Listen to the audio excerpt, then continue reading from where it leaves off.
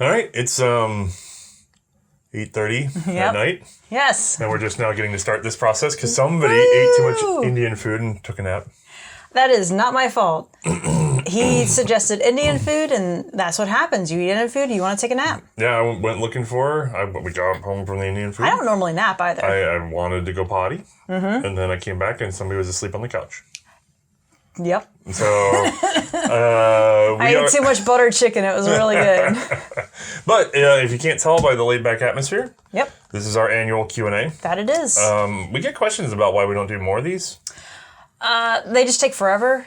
Well, sort of. I suspect there are channels that get away with Q&As because they're broader topic than we are. It's true. So you can ask a lot of what ifs or opinions and blah.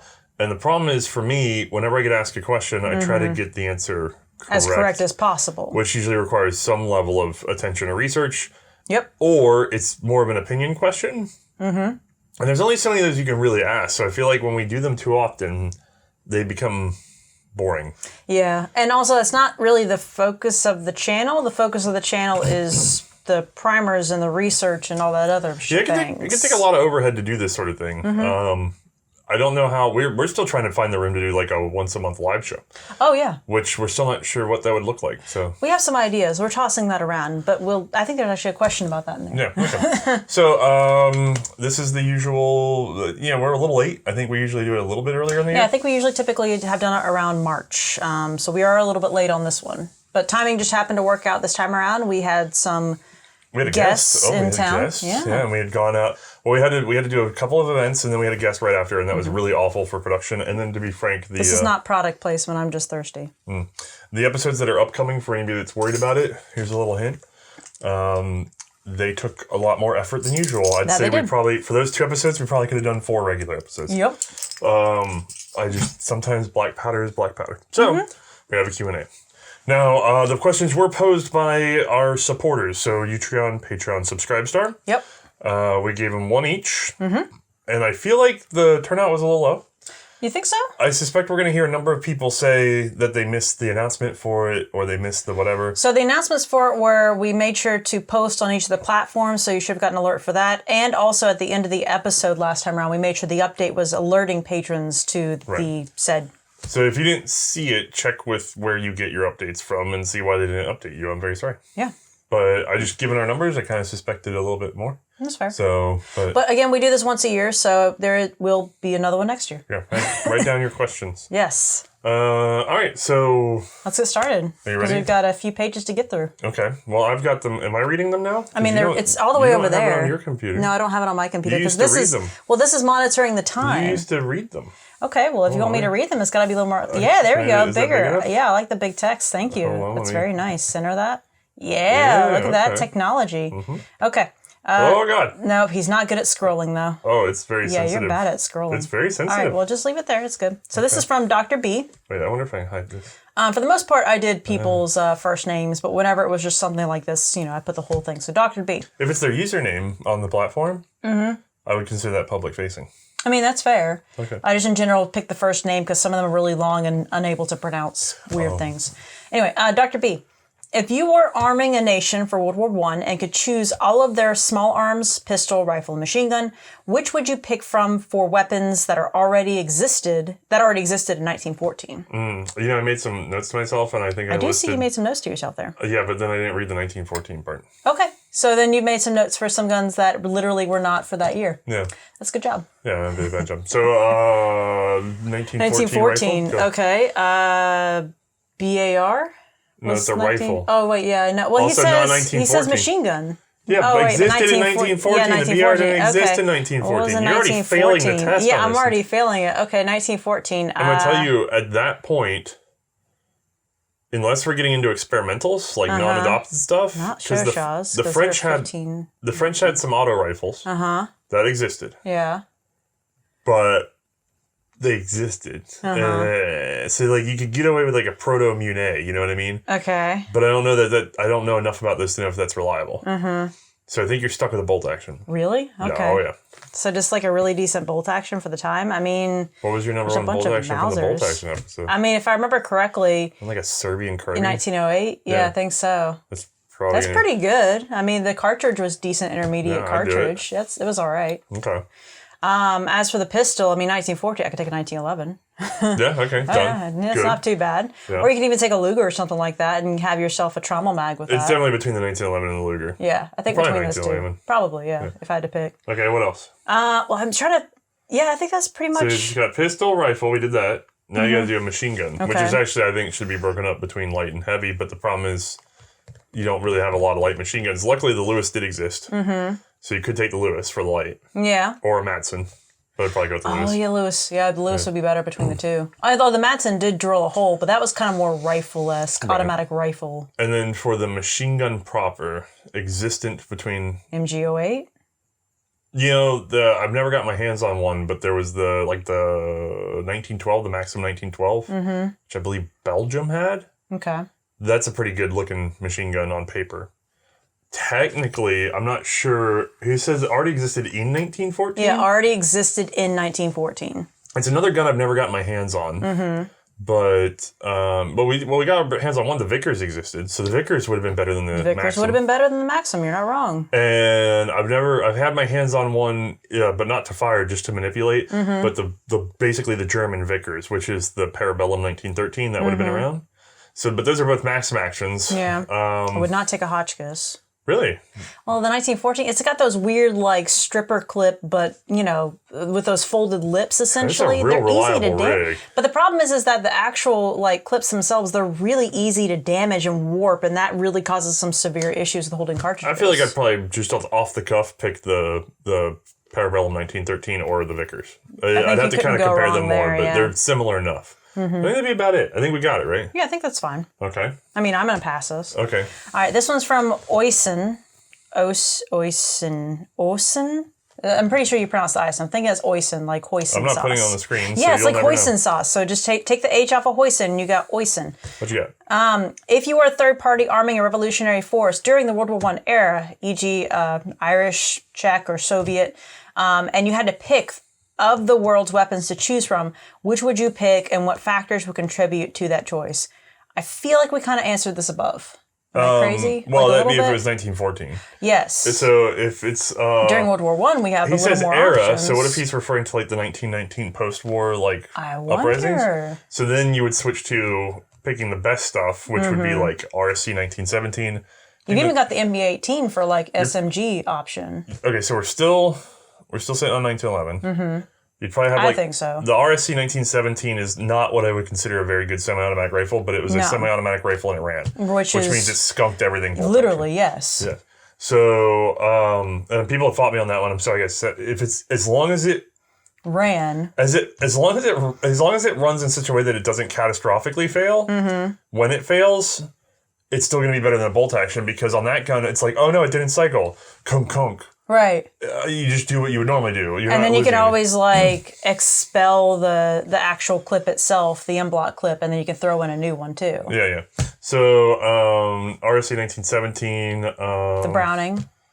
Probably a 1911 pistol. Yeah. And then if it's sort of a revolutionary force, I don't know that they're going to have access to machine guns at that time, but they probably. It's possible. It's a weird question because it'd be whatever you could get that would be in a common cartridge. Because this is more of a army building question. They'd be running around with CSRGs then? Like some Showshas? I mean, wherever the revolution is, you would want to use captured ammo and equipment. So that really it's going to be whatever you can get your hands on. But if I'm just choosing ideally, I'm just going to choose the same things I would for the army. Right. Because it's an ideal scenario. So I think we're running ideal. You get your pick of the field. There's shit all over the battleground. So you just get to pick up whatever one you want. Because then you can be like, okay, light machine gun's Lewis gun, done, right? And then you can be like, the heavy machine gun would be the Browning 1917. Yeah, can't go wrong there. Yeah, I mean, you can go wrong after a certain number of yards because of the computing. It's fine. But the computing. It did not draw those right. Okay. Right, what you got? Next one from Nathaniel. You are working for the turn of the century Albonia, see Forgotten Weapons Q&A, government. What bolt-action rifle would you supply the troops? to sabotage them. Right. He said turn of the century. That's 1900, right? Yeah. I mean, that's the century I assume we're talking about, not the most recent one. I think that's what we're going to go with. Okay. Because that seems like a really shitty era to have to deal with. Yeah, he says bolt-action rifle. I personally would go with the Dries and Needle. You're not thinking dumb enough. I think it's pretty dumb. Like, I think it's pretty unfortunate to have to use that, to be stuck with that. These little technical questions, these what-ifs. Yeah. Nobody ever defines them, or they way over-define them to the point that you can't answer the question. Right, it becomes so specific and hyper-focused that it's just bad. So the problem is, am I supposed to give them one of the standard issue for some army somewhere bolt actions at the time? Mm-hmm. Or can I give them any bolt action? Because the way it's written, it says I can give them any bolt action. Yeah, I think it's any bolt action to sabotage them. That existed up to that point. Right. So then my answer is going to be something along the lines of, because there's several guns like this, but like a green... But it does need to be a bolt action. Yeah, maybe like a green underhammer. That is weird. There's a lot involved in that. Even with the Dryza, at least, like, okay, paper cartridge limited range, but you pop it up and you throw the cartridge in, you close it, you shoot it, right? Well, you recock the hammer and you shoot it, right? Well, the green, it's like, you got to open it up. You got to throw in you got to build your ammo in there, essentially. Close it up. Half cock, cap it, full cock. Yeah, like, it's a cap-fire underhammer. Being a slow bolt action, there's a lot of, like, steps to that process to ready that gun to fire. So done. I think you may have won. He wanted me to argue about like Mannlicher Schneiders or something, but no. No. You're sabotaging them turn of the century if you have your pick of what shitty thing to give them. I say go for the shitty. Yeah, whatever the oldest piece of crap I can find is, that's what I'd pick. Yeah, exactly. All right, let's see if we can get this one in time. Jim, if you guys were dropped in 1910 Europe and for whatever reason had the resources to do it, what firearms would you start designing to sell to the Entente and Central Powers respectively? So there's what they need, and then there's what they'll actually take.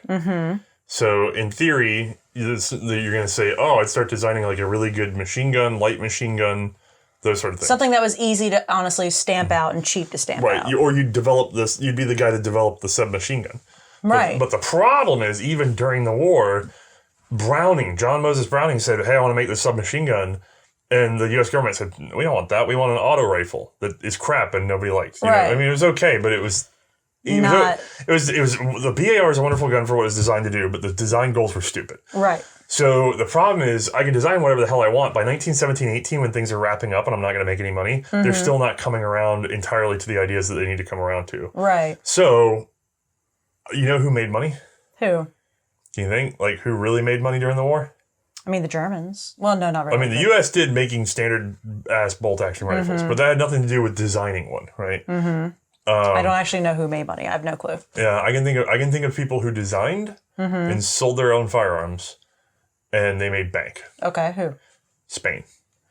Spain did do copies and stuff. It's the Spanish handguns, because especially selling into France, France had like zero domestic production of pistols. I shouldn't say zero because a little bit eked out, but they couldn't produce pistols and rifles the way they had set up their arsenal system. And so they chose rifles, which meant all of their pistols were imported. And then you still had room to import some into Britain and into Italy. Okay. And then in Germany, they couldn't keep up with handgun production.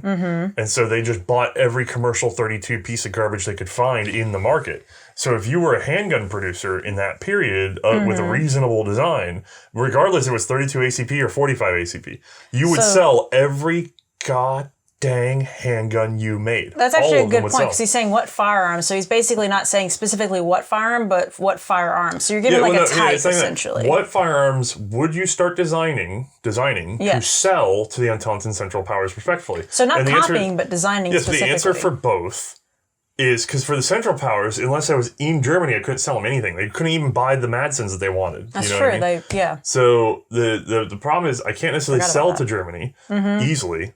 So I'd have to be in Germany to do it, but it doesn't matter, because what I would sell them in that case would be the handguns. They might want light machine guns and stuff from me, but by the time it spins up, I've already made more money on the handguns. That's true. And then the same thing on the outside is everybody was so picky about their light machine guns, and they didn't know what they wanted out of them, and there's no...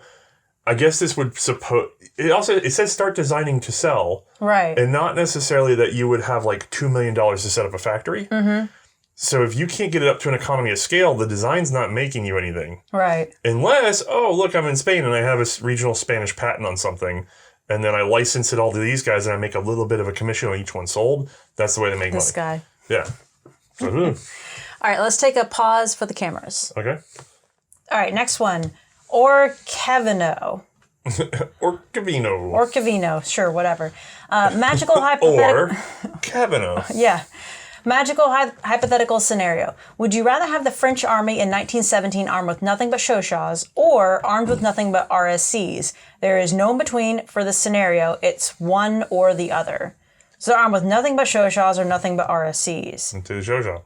Yeah, It can do everything the RSC does, but it's a little heavier, don't get me wrong. But then the RSC literally can't do the light machine gun roll. The Showshot kind of can. Right. And it can do the auto rifle roll. Yeah. And this is assuming that it's the positive thing. Like, they want us to pick which one is better. Because he doesn't necessarily say which one No. He's saying if you had an army of men who were only armed with RSCs or only armed with Showshot. you pick the Showshot, hands down. Like, done. Yeah. I'm assuming in this hypothetical scenario, you're able to produce however many you want to. Yeah, that's fine. We won. Next question. I don't know that it was any easier to make an RSC than it was to make a Showshot. I don't think so. I think a Showshots are probably faster to make. Yeah. Anyway, go ahead. This is from Teku. Going into World War I, let's say you're in one of the units in the reserves that's called into action. Which rifle that was relegated to reserve... No, which rifle that was relegated to reserves by World War I would you take and why? There's a lot of good options here. Yeah, there really are. So I think he may be picturing single shots and other weird stuff like that. But there's by a lot of formerly frontline rifles that were on there. So like if you're in Britain, Long Lees. Yeah, you have those. If you're Germany, you've got the Gewehrs. 8805, which takes the stripper clip and everything. And it's still a good rifle. I mean, it's not terrific, but you could do the 8805 is at least as good as the Mannlicher that the Austrians had front line. The Austrian backup guns, the 1888 90s. So 8mm they say semi-smokeless, but slower moving 8mm cartridge. Yeah. As a matter of fact, Austria-Hungary, I believe there's some limited production of rebarreled 88 90s that have 1895 barrels. So mechanically not all that different. Don't want to be firing like 1,000 rounds through it because it's going to wear out pretty quick. But yeah. I mean, were Lebels relegated to reserves? I mean, so the Lebel's interesting because it remained officially the frontline rifle, even though it was completely displaced by the Bertier. Well, not completely, but heavily displaced by the Bertier. Right. Lebels went into like repair only. Okay. So that it should have been, but they didn't quite call it the reserve rifle. Okay. So for France, you really end up with the worst Revel. That's what I'm trying to think. Yeah, they don't end up with even a Lebel. So French reserve rifles were pretty bad. Okay. So, but I mean, like Long Lee, good gun regardless. Gewehr 8805, good gun regardless. 1888 Mannlicher, good. Like I'm not really all that. No, the 88 Mannlicher's not bad. They even had 80. Well, they had 86s and they had 88. So if I had to pick between all of them, I guess like. I'd probably the Gewehr for me. I'd probably take really. You think so? Yeah. Because it's lighter. Yeah. I might be tempted by the magazine capacity to get one of like the charger loading Lee Enfields. Sure, I can see that. The larger converted charger loaders. It's a lot to lug around, but you can handle it. You're a big dude. Yeah, I think between that and the Gewehr 88 probably. Sure. I'm probably missing a rifle if I really stop and think about it. I know one. I know exactly what reserve weapon I would take. What? Is it by the end of World War I? Is it by World War I? So I was thinking like relegated to the. I guess he's implying that it was a gun that it's like 1914. He's implying an older gun, but the problem is there was a reserve rifle that I would take over most of the frontline rifles. Really? Yeah. What? The P14. The British. Oh shoot! The British never considered it a frontline rifle. Okay, then P14, hands down, gun. That was a backup rifle to the British, like deep backup. They didn't field them practically. That's impressive. Yeah. Okay, then P14, done. Yeah. Win. Okay, cool. This one's from Tim. Oh boy, my God, that's a paragraph. Oh, Tim, come on, buddy. I guess I will ask you the classic World War I question. As you sit in our trench, it's a whole story. Damn it, Tim. As you sit in our trench with a clipboard and taking an inventory of all the captured enemy weapons from a convoy we just hit with a slew of our own. Did we hit the convoy with a slew of convoys? I mean, yes. When the great General Dumbbutt walks over, he says, "May an Othias," he spelled Othias wrong. So Othias. Congratulations, you're going over the top and raiding the enemy trench. Bring me back some intelligence, prisoners, and proof that the raid was successful. How do you have proof? What do you bring back, heads? The enemy trench is 100 yards away and sitting in the... The proof is I'm standing over there going, hey, I'm over here now. And the enemy trench is 150 yards away and sitting in the stockpile, and every weapon you have laid hands on during your tenure on the show, along with a plethora of ammo. As you go over the top, what weapon or weapons do you grab on your way to death or glory? Okay, first question, is it just the two of us? Because we can't really carry that much. If it's just the two of us, I'm taking a knife. Yeah. Because I'm just going to pray that nobody notices me. And I'm just going to crawl over there and stab a dude. Yeah, because we're going to have to basically crawl our way over, because there's no way we're running across 150 yards I take a handgun, I guess. I take like a 1911 and put it in my pocket. Yeah. Or, in a holster. Yeah. And then I just crawl over. If it's just the two of us. Yeah, we're crawling. We're on opposite sides. We're just kind of... Yeah, there's no way. Now, do you do stagger like motorcycle? Or do you try to be... And the 1911 is really only in case somebody wakes up, because I'm not making any noise. No. So we're going to have to try to sneak stuff when we get over there, though. So it's got to be light, whatever it's going to be. Yeah, I guess maybe like an MP18 if it's just the two of us. Yeah, just an MP18 or something. But it'd be on my back, and I would be trying not to use it. But even that might be a little in my way. It might just be like a really dope handgun. Yeah. But yeah, you could take a Luger with a trommel. Yeah, okay. That might be okay. Yeah, okay. Yeah, like Luger with a trommel. Yeah, you could. That's the thing, is that you want to think about maybe like a carbine pistol kind of thing. So now, if I'm going with a group of guys, I'd probably still go with the MP18. Yeah, it'd be a lot easier to just because the problem is, if I'm going to make the 150 yards, if I'm going with a group of guys, we have to march across, and they're all firing us. Nothing's going to really help me get across other than just getting across. Yeah, you just want to be as quick and mobile as possible, and also be able to be as flat as possible on the ground. Right, and then once I'm there, I'm just going to be like, mag dump, 9mm. Like, that's what I want. The fastest, easiest way to go. Okay. Yeah, okay, that's done. Done. Oh, this is headlined more complex. Yes, I tried to separate these out so they'd be a little bit easier. Okay. So this one, there were multiple questions, so I guess we'll just answer the first one. How many Tims do we have? I don't know, but this one's Timothy. Timothy, why do so many mostly older printed sources highlight the claim that Smith & Wesson nearly went bankrupt producing No. 3 revolvers for the Russian Empire due to Russian crookedness, while reputable contemporary sources such as Forgotten Weapons, C&Rsenal don't mention this at all? Okay. Because I never heard it before. Yeah, I don't. This question actually made me go dig for it. Did you find anything? No, I actually don't know where. I glanced around on Google last night and I went, well, this isn't helping me. And then... Yeah, I mean, I can't say that it didn't happen because... He says mostly older printed sources highlight. So what source is that? I'm curious. I'd have to go double check my books, but I just don't remember unless it was an offhand. So a lot of times you'll get an offhand comment where there's like, yeah, mostly it almost bankrupted them. And then they say that and then they keep going. Yeah. That might make me stick an ear up, but I wonder what if I don't see any sort of origin point for the claim, I just ignore stuff like that. Like every book I read is full of these little statements that have no source, and then I ignore them. It's honestly just word of mouth. Right. A lot of it. So it could have happened. It could have. Like they could have been in financial trouble, although I'd find it much more likely that Smith & Wesson almost went bankrupt due to it being post-American Civil War. Most American firearms manufacturers had a really, really hard time post-Civil War, and that's why you saw this big push for exporting. And so there's a lot of commentary about like Smith & Wesson especially trying to reach out for the Russian contracts and things because they had no one to sell to in the country, essentially, because the surplus market was so good. You know? Yeah. All right, well, let's go on to the next one. Tim, so another Tim. Why are some bolts left in the white? Like, he gives Mauser Nagants, SKSs, you goes blah, blah, blah. The rest of the guns, well, he says finished, but he means blued. Right. So, generally, to my understanding, the reason you would leave a bolt in the white is because polished metal, steel especially, doesn't take on rust as easily. And you can see it when it starts, and so you just keep polishing it. Okay. You can't polish the whole firearm for a couple reasons. One, it's too shiny, and you'll show. And two, that's a lot of time. Oh yeah, I can imagine. Just trying to constantly keep it polished. So instead, you have generally bluing, and bluing is basically a rust process in which you have a layer of rust on the gun already that happens to look pretty, thankfully. But that thin layer of controlled rust that's then being stopped. Prevents other rust from showing very easily. So the blued process buys you more time essentially than in the white, okay? So then the obvious answer is like, well, if bluing's so good and you don't have to maintain it as much, why don't you just blue every little bit? Couple of reasons. One, when you're manufacturing and then you lay on the blue, you really don't want to have to do that to interference parts because that's going to change your tolerances a little bit. Right. 2, for that exact same reason that it's a moving part that fits into another part, you're going to grind off that bluing as you use it.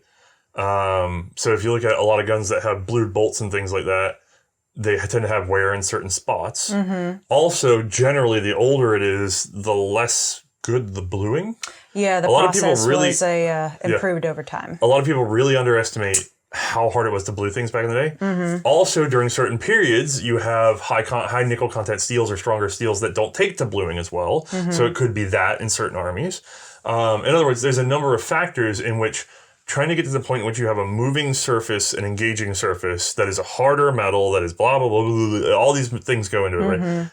And blued takes just way more consideration than just polishing it white, telling the soldier to keep it nice and shiny, and then have it run back and forth. For the same reason, you don't tend to see the bore of a gun blued. So your rifle barrel generally isn't blued. It's usually shiny in there because that bullet's rubbing it off anyway. And what do you do to clean it? You go back and keep it nice and shiny, keep the crap out of it, just like you would the bolt. So the bolt's almost like an inversion of the bore.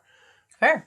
I hope that makes sense. That sounds pretty straightforward. And that's, by the way, there may be some other factor I haven't heard of, but these are all the factors that I know of. Okay. So. All right, next one is from History and Coffee. Related to repercussion, have you found any evidence to believe that any old percussion firearms snuck into World War I? Possibly those that were left by some rear home guard or something like that.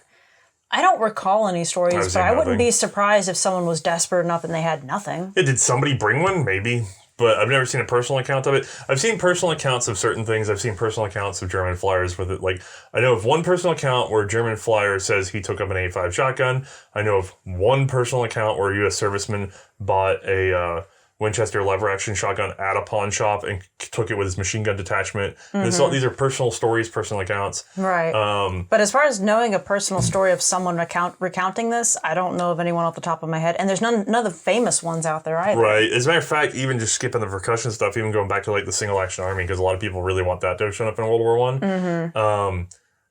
And at a National Guard level, it may have, but I'm talking about like service in Europe. I still have kept in Europe for any mention of somebody carrying one personally, privately. Haven't found a lick. Nah. So I think percussion cap was well dead by that period, and the vulnerabilities in percussion cap would have been inherently manifest in that conflict. You may have been laughed at by your buddies if you took one. Yeah, that's a bit much to hope for. Because percussion cap had been dead for quite a long time. You got to go up and set it down. Like, it was already dying out pretty good in the 1860s.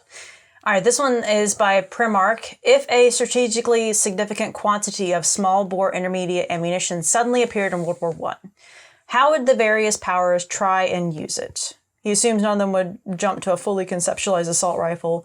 What sort of weird, wonderful thing would they come up with? Assault rifles. Yes. They would. Literally. That would be instant jump. John Moses Browning designed an assault rifle. They just didn't produce it. There's a patent for it out of 1919. And he used a... I think you showed that on one of the episodes one time. I believe it was, again, a 32 caliber, but it was an extended cartridge, almost like a 351 Winchester looking thing. Yeah. At least from the drawings. He's not that explicit about the cartridge in the drawings. But that was an automatic...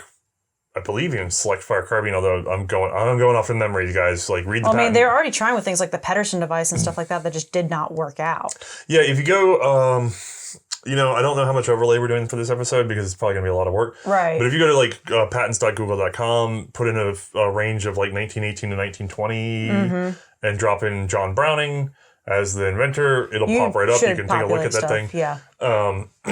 But he already was there. So if all of a sudden they had millions of rounds of some cartridge like this, yeah, I can almost guarantee they would have made some sort of locking action, semi-automatic, if not full automatic, or both. Like, you'd be really close to the assault rifle concept if there was just millions of rounds of ammunition laying around for that.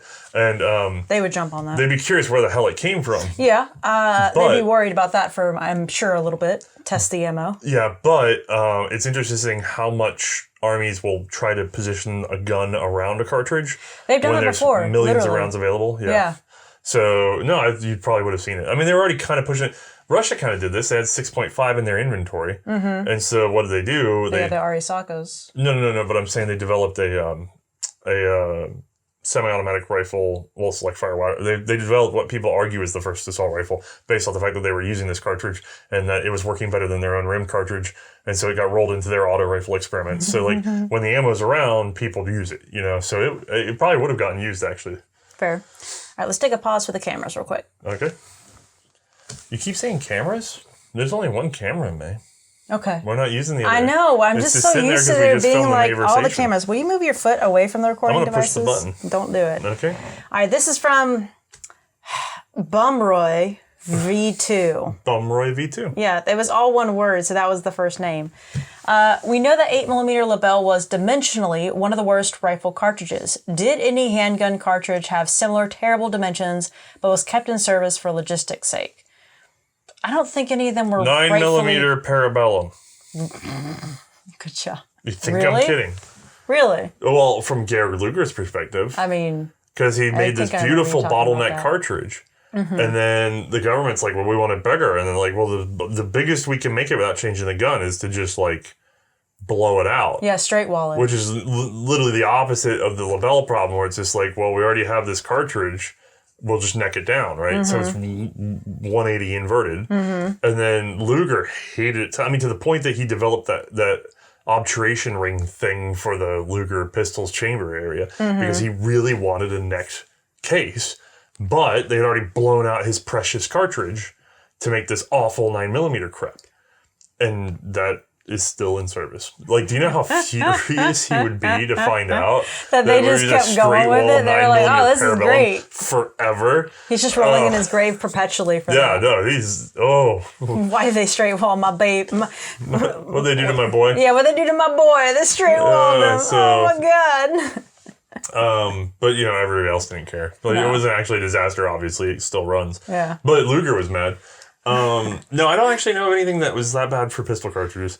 It's more just that people got stuck having to use certain pistol cartridges because they were just available. Yeah. But I mean, if you could go bigger, you wanted to. But the problem is you'd be stuck with whatever gun took whatever cartridge you had. No, pistols actually quite the opposite, where it's just like every handgun ended up with its own, especially at that time. Like, it's rare in our show to have two handguns firing the same cartridge.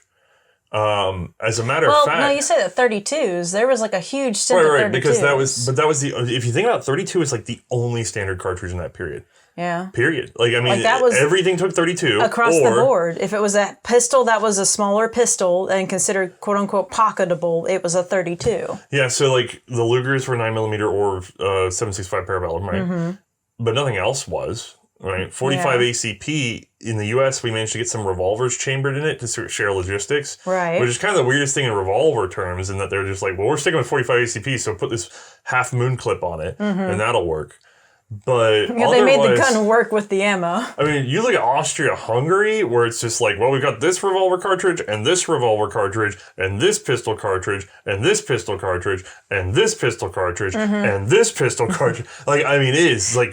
By the way, I'm not just making noises. I've just thought of all the Austro-Hungarian guns just there. Yeah, check you our literally episode just went. You started going through them in your head. I get that. So no, it's everything was so proprietary. As a matter of fact. The interesting one is, other than the U.S. having like two revolvers and the 1911 all in 45 ACP, the other one that kind of sticks out is Britain had some commercial Webleys available.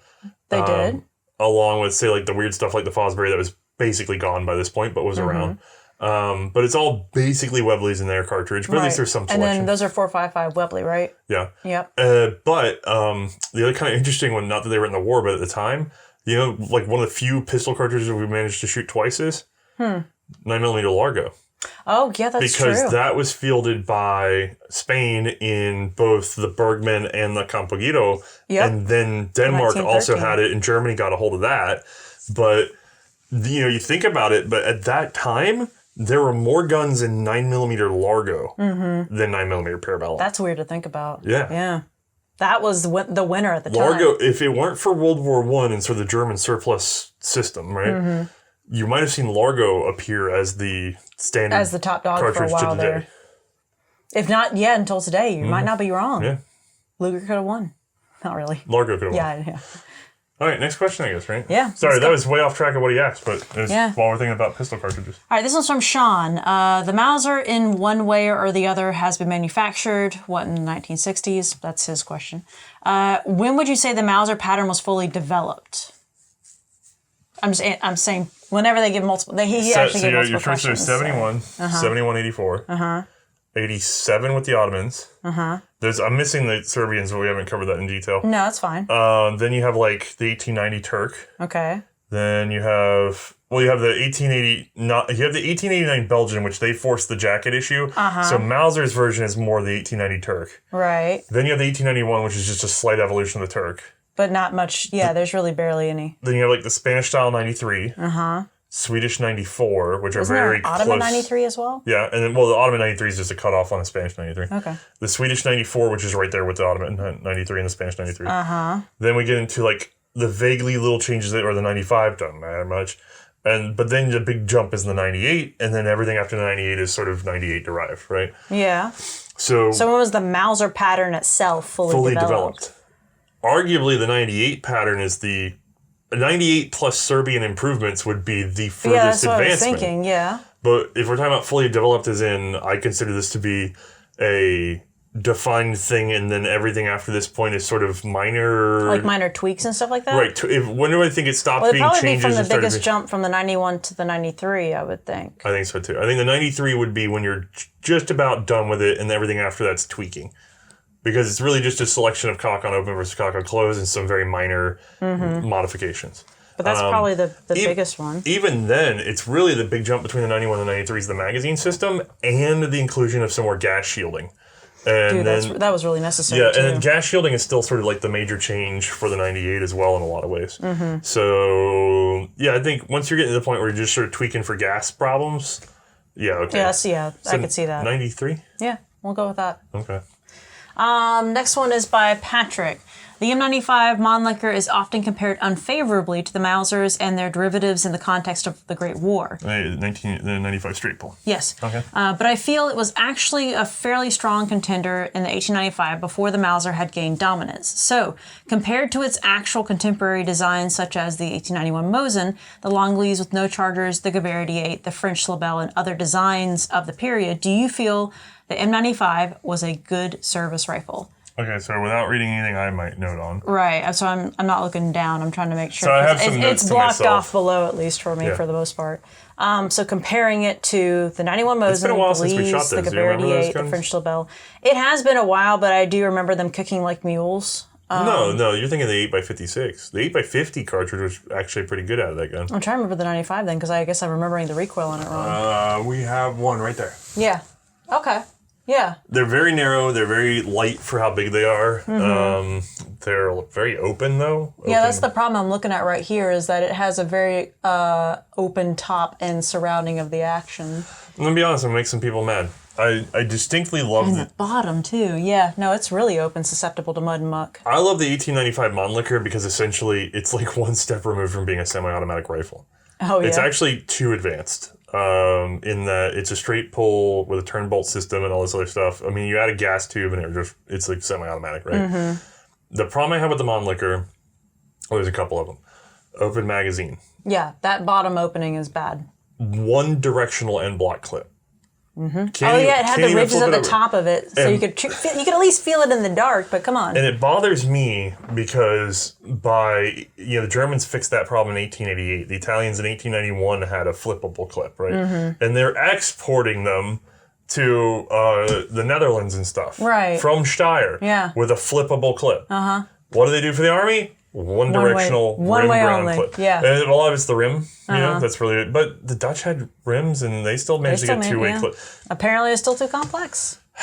I don't know what happened there, to be honest with you. But the one-way clip is garbage. Sorry. It's too much to fiddle with in the dark. Even with the ridges, it's too much. The open bottom magazine by 1895, unnecessary. They could have done a staggered box magazine. Even on the 8805, they had that little clip that they popped on there on the bottom base. Didn't they do that on the 8805? Yeah, to fill it back in so that they can then run a stripper clip. Right. Yeah, they could have done that. They could have done an ejectable clip like the modified 1888s with the base plate or with the much later M1 Garand. I know people, if I said the Garand, everybody would be like, that's unfair. They didn't think about that until the 30s. And you're like, no. The Germans did that by 1915. And then even the Bertiers, you could still expel the clip out the top. Right. And I've also seen like drawings of guns that would expel them out of the top. No, you're thinking about early release. The Bertiers are supposed to fall on the bottom. Never mind. Sorry, you keep me. So, got him. this is out. Never mind.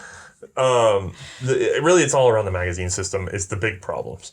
But then you have the secondary problem of there's just too many mating surfaces inside that bolt. We see it creep into the Ross rifle because the Ross rifle is a descendant of the 1895 family of Mannlichers and we already know how many issues derived around with that bolt too. Yeah, and it's too many interacting surfaces. It's just not a good, efficient design. His old wedge locker was a better design. And then the Swiss 89 and 1911s, they're a better camming design, but too much bolt body for no reason. So by the K31 should have by all rights existed way before that. Way before. I don't know why they kept the locking lugs. Just this weird thing of this draft necking it for no reason. But that camming system, way smoother, way simpler. And so in every way, the 1895 really falls short of what it could have been. Right. And so therefore, by 1895, if that gun had come out in 1890, it's like, okay, I get it. Some of this stuff hasn't appeared yet. Right. Or it's still too new that it hasn't made its way over to you. Sure. And by the way, it did come out in 1890. Yeah. We saw it with our 1890 carbines, right? It was first done as a carbine. People forget that.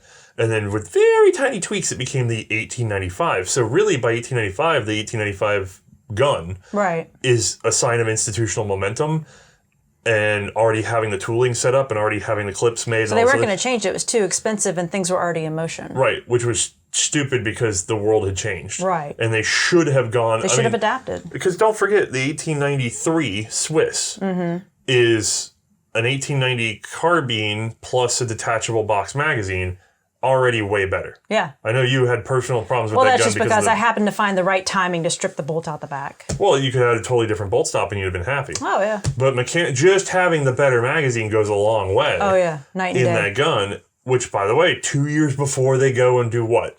Adopt an entire service rifle using the same clip as what was a specialty carbine. There's no point. No. Anyway. All right, next one. This one's from Patrick. No, that's the same one. Yeah, I just read Patrick. Hephaestus. In the Swiss 1882 video, you talk about the 7.5 cartridge being a man-stop round. Do you really think that's true? I mean, nah, I didn't. I had to go back and watch that episode. Did I really call it a man-stopper cartridge? Yes, I just remember you did. No, you did. You specifically said, you said it was a stopper. Okay. And the problem was, I think you crossed your words. Yes. Because I had just said, compared to the... larger for those who haven't seen it, bullet. we're talking about the Swiss 1878 and 1882 revolvers. Yes. I pulled out the 10.4 millimeter. And then I said something about comparing the two of them, and I think you juked your sentence wrong, and like between your head and your mouth. And I think remember that being like afterwards. I was like, oh yeah, well, there's no real fixing it like imposed. I think you were trying to say that while the older one had the better stopping cartridge, yes, you preferred the newer gun because of the quicker loading, which we went on to say over and over again. We actually got in a fight about it. I know, but for one brief moment, it sounds like if you have no other context, it sounds like you're saying that the 7.5 was a man stopper cartridge. And it's not compared, especially to its larger it's predecessor. It's an anemic cartridge. We were just very surprised at the recoil coming from the gun. I also had somebody ask us about chrono on that. We didn't have the speed on that one. We checked those because we didn't want to blow up the gun, and they were running like 100 feet per second, 150 feet per second, hotter than we thought they should from just the hard data, but they were otherwise good loads of original factory ammo. Yeah. Some people even sent me messages saying that Fiocchi had some notoriously hot ammo, but we had checked them, and we were only running a little hot. Like, right. It wasn't crazy. Far less than, like, we're less than 10... But anyway, we're right at about 10% hot on the revolvers. It seemed fine versus trying to break them down and reload them. And also, sometimes when we get that original muzzle velocity data, we don't know how they recorded it because the chronographs nowadays don't always work the way they recorded muzzle velocity then. Right. So we're like, there's some margin of error in there, I'm sure. Yeah, we're like, we're close enough. Let's run with this ammo, see if we have problems. And the gun itself didn't seem to have any sort of mechanical issues before and after firing. It seemed identical. Yeah, but it had a very sharp report. We haven't done the episode on it yet, but there are other guns that use the cartridge. We have already shot them. We did not find them to have quite as aggressive of a rapport. Nope. I think it had something to do with the design of that gun. Yeah, I think it just honestly just had more snap to it than any of us anticipated. That's about it. So yes, we did not consider that to be a man-stopper. All right, let's take a pause for the cameras. Okay. For anyone curious, we stopped for the cameras because We're not a wealthy show. We are not. So thank you again, patrons and subscribe stars and Utreons, because holy crap, we rely on you guys to do all the work. Stop kicking my toes. We do. You keep putting your he keeps hovering his foot over the thing. I'm turning it on with my toe. I know. My very clean toe. Oh yes. So May's upset because as a man, I have been telling her repeatedly that I don't wash my feet. I just let the water get it. Oh. And if it's real bad, I'll just pee onto the bottom of my foot. And this has horrified all the females in the house. And so I refuse to ever admit to washing my feet. Yes, he does. I don't care for this. You judge for yourself whether you think I would or not, but I'll just never admit to it because it makes everybody around me mad. I don't care. You can't smell them, can you? I'm not doing this. Anyway, Giles says, if you had to sit down with a future historian collector.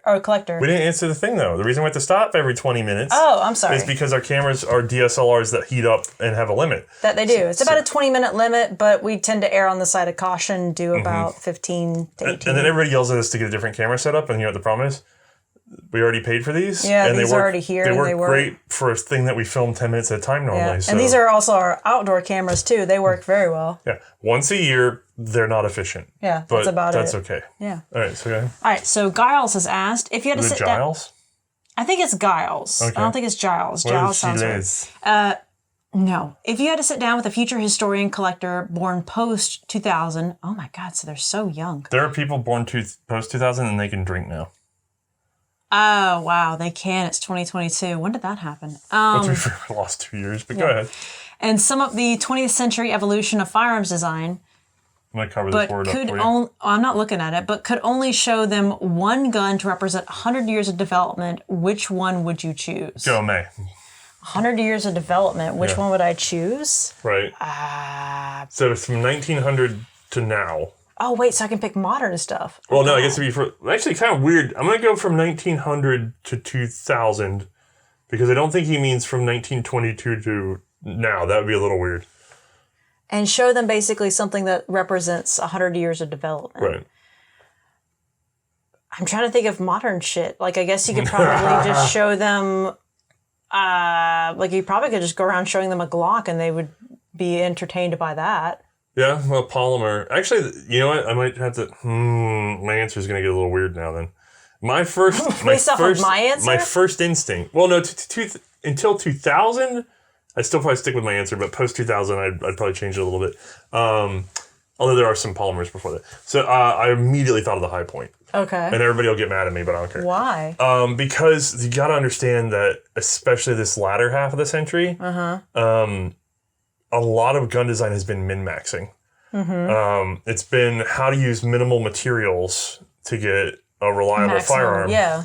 And minimal cost for the greatest reliability. And so you have this weird scenario in which you want to make stuff, you want to have like $5 of material and yet have a 5,000 round handgun minimum with zero flaw. And the weird thing is we're doing it. Like, we're actually doing it. And so, like, you look at stuff like, and I'm jokingly saying, like, the High Point, because it's, like, this bizarre, like, pot metal zinc, whatever. Right? And yet, I'm sorry, guys, they run. They friggin' run. You know? You might not be wrong with that, actually.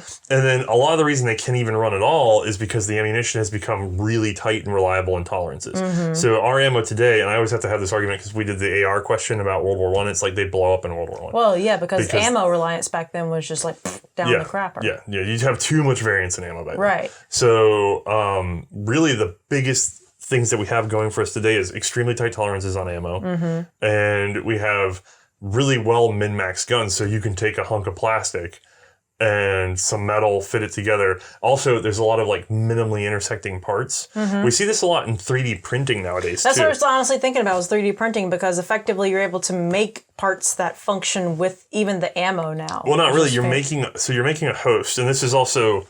Oh boy, we're getting way down into the cracks. We gotta keep this shorter. No, because people want to hear this stuff. This is also where we're running into problems with the ATF recently in America. Because now they've come out with this opinion about what's going to be a two-piece receiver going forward. Yep. And I feel like some of that's trying to get 3D printing as well. So here's what's happened. we've created a system in which there's a minimum number of components in the firearm that have to bear pressure.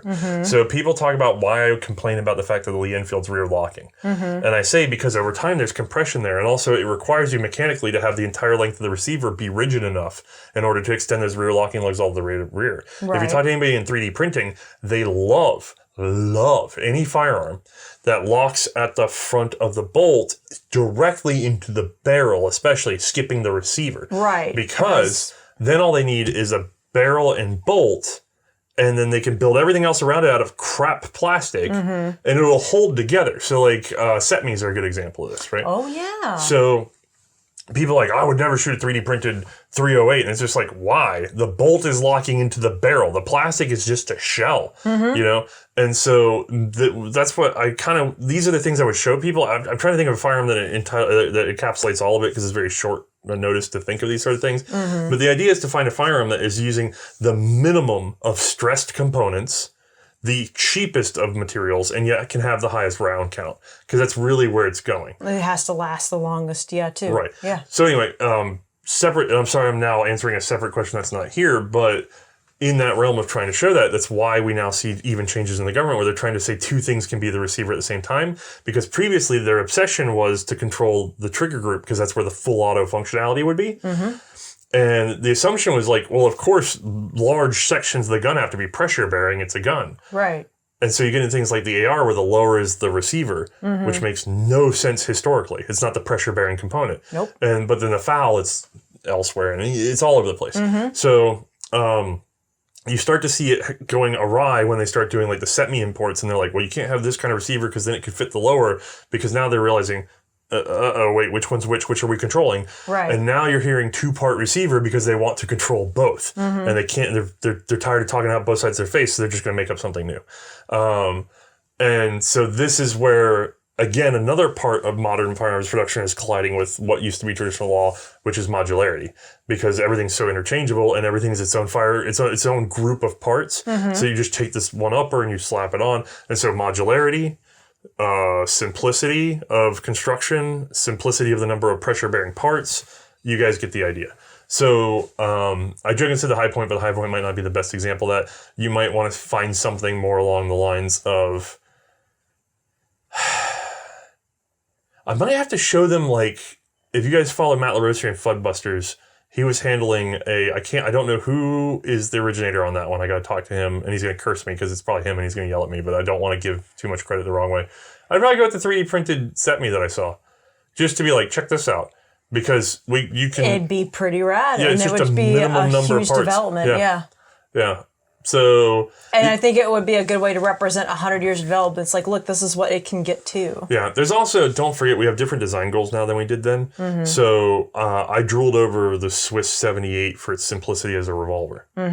But now manufacturing relies on, is it already being made for another purpose in tens of thousands of units that we can buy for a fraction of a cent?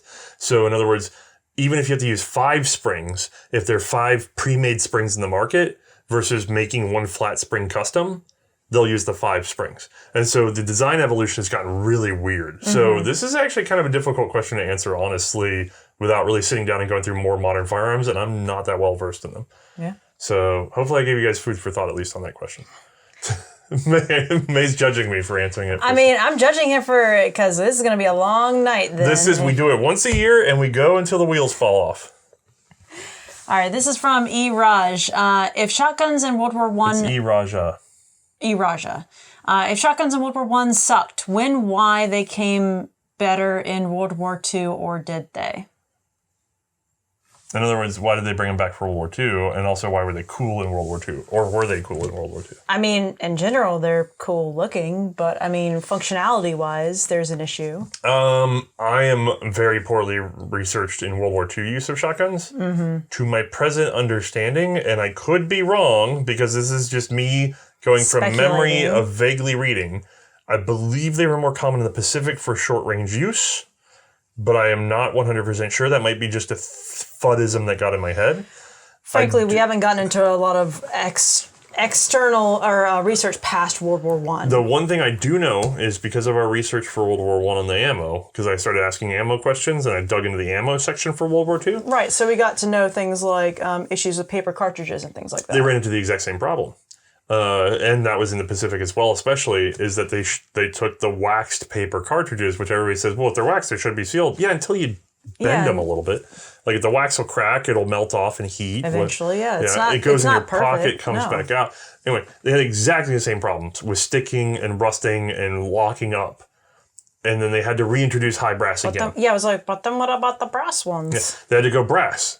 But guess what? They didn't issue it first. Brass. They had to go back and be like, oh my God, we got to ship brass. Right. So that whole scenario happened twice. And if you find that unbelievable, I assure you, the entire art of the magnified optic sniping rifle was abandoned for like almost 20 years before being dusted off for World War II. And they had to start from scratch. And a lot of people probably died doing things that were already known 20 years beforehand, but nobody knew to write the book down or to read it. Well, it's like the whole thing with forgetting about the limes on ships. You should eat limes. Oh, yeah, for scurvy? Yeah. You've been hanging out with a Navy guy, haven't you? That was forgotten for a while there, even though they knew it, 100 years ahead of time. They were like, oh, crap, we need to get limes again. Yeah. No one wrote down, make sure you take limes. Why? All right, what's next? We got time. All right, this one's from John. What are your thoughts on the combat viability of the Bertier machine rifle? That was the one that the U.S. Navy almost adopted? Yeah, I think I saw pictures of that, but that's not the Bertier machine rifle. It was like something Bertier. It was like something hyphen Bertier. No, you're probably thinking of the, What is it? Oh, God, you just made me lose I just made you do that. I can't think of his name now. We're on the fly. The one that the Turks adopted. Yeah. The Turks adopted it for a while, and now I can't think of the name. It's going to drive me crazy. I'm sorry. Well, type it in the comments, boys. I know you're going to. Well, that's the one that I'm thinking of. It kind of looks like a Madsen and something else had a baby, because it's got that weird banana magazine like the Madsen. There is a World War I trials almost adopted. Oh, maybe it's the Marines. Well, the Marines are part of the Navy. So, why do you smile like that knowing? Because I know. I know the Just checking. It's not my fault. So you're such a dick. The Bertier light machine rifle that I'm thinking of, the one that would have been almost adopted. I don't know enough about it. I've never had one in my hands. I actually am not familiar with the mechanism off the top of my head. I haven't gone into drawings or anything for it. Mm-hmm. Conceptually, if it ran correctly, the layout of that thing is just dead on a Bren. I mean, the top feed, offset, the size and weight seem to be close to a Bren. I mean, I would have to go find the measurements for one. Mm-hmm. So if it ran correctly, it would have been terrific. I don't know how it ran. No clue. So unfortunately, I don't think I've seen any videos on it either. Yeah, I honestly don't know. It could have been great though. I mean, it certainly has, just in terms of the layout and configuration, it had the potential to be better than easily 9/10 of all the light machine guns we saw. Mm-hmm. I mean, that's not saying much though, because most of them are insane. But I mean, it's so discordant. The light machine gun assembly in World War I is so discordant that the Lewis gun is here, and the next best thing is here, and then everything else is like down there. Yeah. And so if that thing ran like it looks like it ran, it's probably right up here, or maybe it could have even inverted. I don't know, but I unfortunately don't know enough about that gun. Yeah. You want to take a pause? No, I think we got just enough time. Okay. Right? Or at least you could read this one in the 6 minutes. Yeah. Holy crap. Fly Death says, with how surprisingly early the German Garand 8 commission rifle at its rimless 8mm cartridge was both designed and put into production, I have always found it so strange that Germany had adopted a rimless cartridge so early. My question to you guys is, had the German 88 rifle fired a rimmed 8mm cartridge, do you think that when they got around to adopting the Mauser 98 action, would they have also adopted 7mm Mauser cartridge or that experimental 6mm cartridge? I feel like I'll leave off the rest of that. Yeah. Yeah, they probably would have. I mean, I haven't gone deep down into the trials for that, but we are talking about pre-Spitzer, and everybody after 1890 was really trending towards 6.5 or 7mm. Yeah, I think they would have gone for the 7 instead of the experimental 6. Sort of. Germany had a couple experimental cartridges. That's getting pretty deep down the well. But, I mean, they were experimenting down to 6. But impressive. when you had a bottlenose cartridge, you still had pretty good sectional density, and you were getting this really good flat shooting behavior. So we took out some new shooters just this past week, and we had on the table, among other things, like an AK and an AR, and we had up to 700 yards to shoot. And so one of the things that they found surprising was the complete lack of drop-off for 223 until it just sort of stops performing well unless you have match-grade ammo. They'd just be surprised, and they're new shooters, so they didn't expect it to go as far as they could. Yeah, they're expecting to have to incrementally pick up their sights, and really it's more like it goes out there and then it suddenly gives up. They're new to shooting. They don't expect to be able to line up with the target and that be perfect and everything just kind of hit. Right. Or maybe they did because of video games. But the point being is, though, other things required some lobbing. Whereas nice flat shooting 223. And it was a very good example of like, dude, flat shooting counts. And so when you're doing, investigation on training infantry and not having to explain to them to do the math and change their sights all the damn time. Oh, it's way, way nicer. Yeah. And as a matter of fact, the deeper I've gotten into this, the more I've realized that like something like this Norwegian 1912 right here, where it folded forward and had the 400 meter zero. Right. And I found that very surprising. After thinking about it more and playing with it, I find it completely unsurprising now because it's sort of like, okay, so we have like this zone in which if we have it zeroed for 400 meters and we're aimed anywhere at the torso of somebody. You should hit something. We should hit somebody.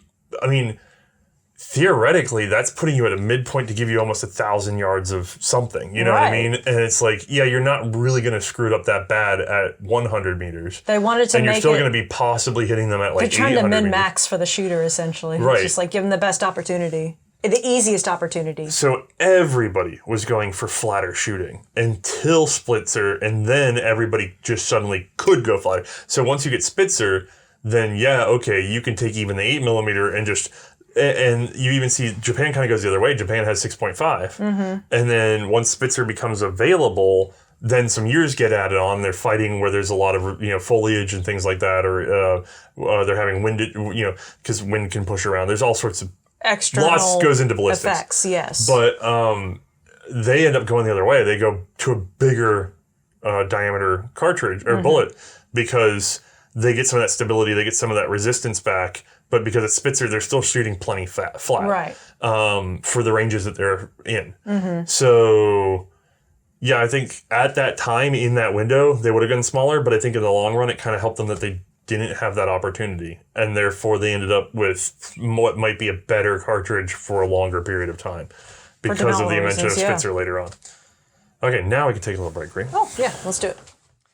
All right, this one is from Ron. Could you speculate on why... Is that actually the next one? Was Ron the next one? I think so. Why? Are you worried? Well, because of your scrolling ability. Okay, yeah. Why are you judging my scrolling ability? Because it's been bad.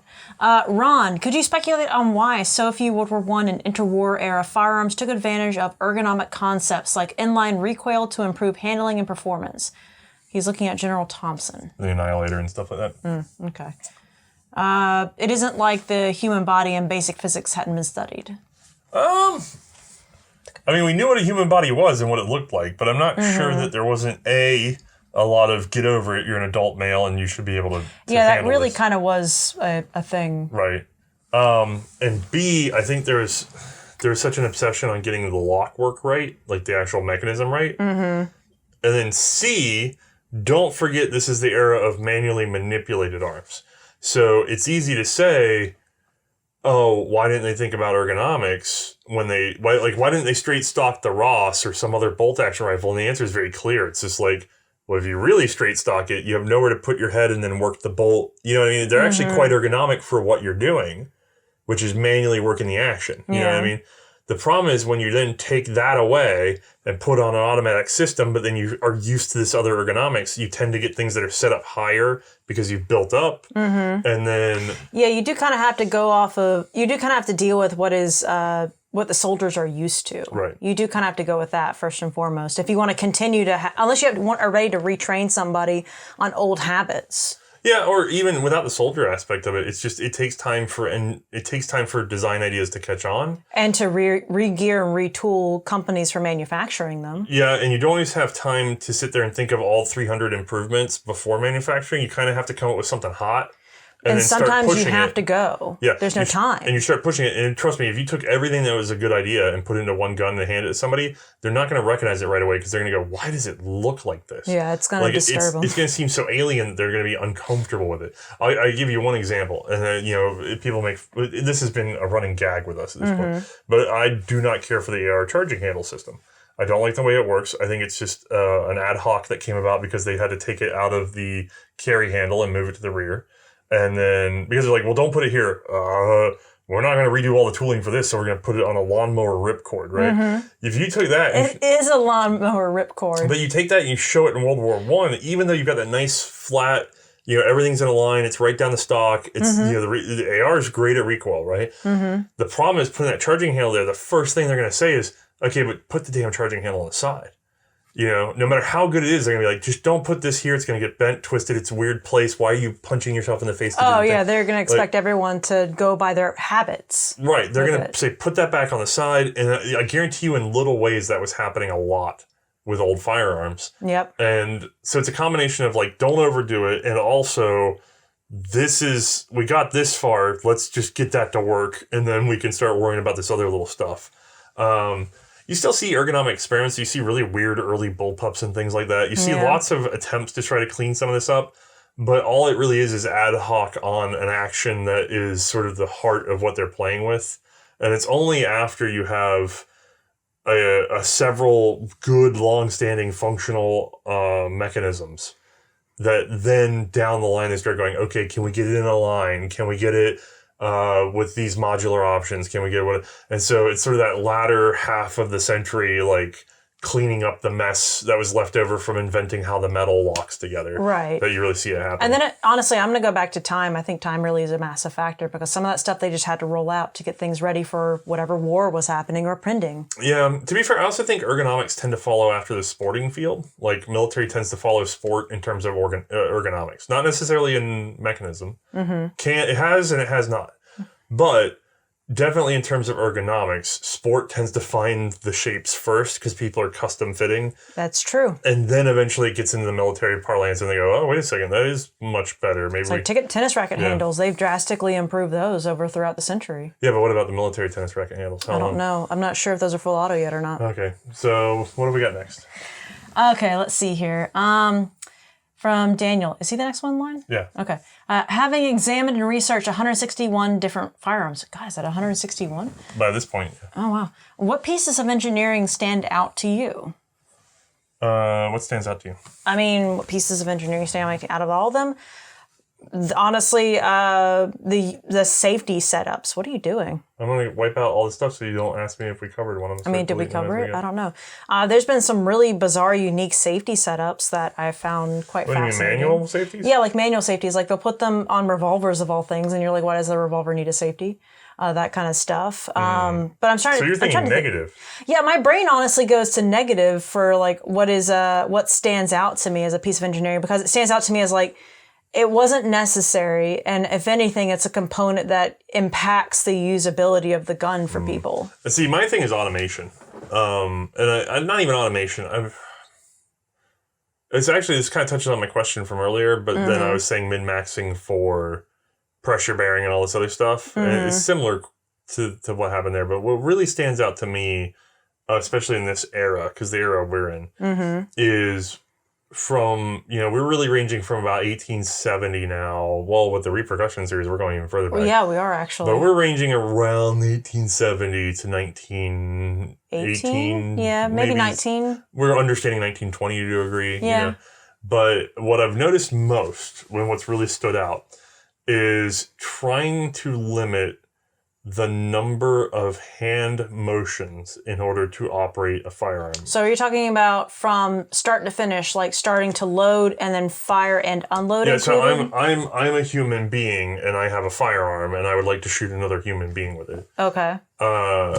Every piece of efficiency that goes into reducing the number of motions and time. So you see, the weird thing is we don't tend to see it. It's almost, so this is the thing that really stands out to me is how weird this is. Especially like in the handgun market and even in the rifle where they go to aperture and that's about as far as they really make it. You don't see them doing a lot to try to save the shooter time in terms of sighting. Not often. You do a little bit, like the French. So you go to sighting with the later French system uses sighting modification. So what I'm saying is they do very little. Things happen, but they do very little in the sighting department, right? They do a lot in terms of battle computer sighting in which to hit far away, but not to speed up and make it more efficient, right? But mechanically, the firearms have become more and more efficient. In other words, I can load faster, I can unload faster. I don't have to manually cock the hammer cocks itself. I don't have to manually rebound the hammer rebounds itself. For the semi-automatics, you have an entire magazine that pops out and you put in an entire So I'm thinking it comes to loading and unloading, though. That's the most hand motions lost is when it comes to loading and unloading on a gun. That has the most steps in it usually. Not necessarily, because then you have error rates. So like, we haven't covered it yet. I have a firearm here, just happened to be next to me. Sorry. Oh. We have a firearm here, which is the first of the Smith & Wesson double actions. It's top break, right? And this is a gun that's built off the Chamelot Delvine. And so it has this rapid loading and unloading system, right? But then it has a manual rebounded hammer, which you have to remember to manually rebound. Because then if you were to slam it closed without it rebounded, you could possibly tap a primer. Which again is a safety thing, but it's also like, ignore the safety thing for a second.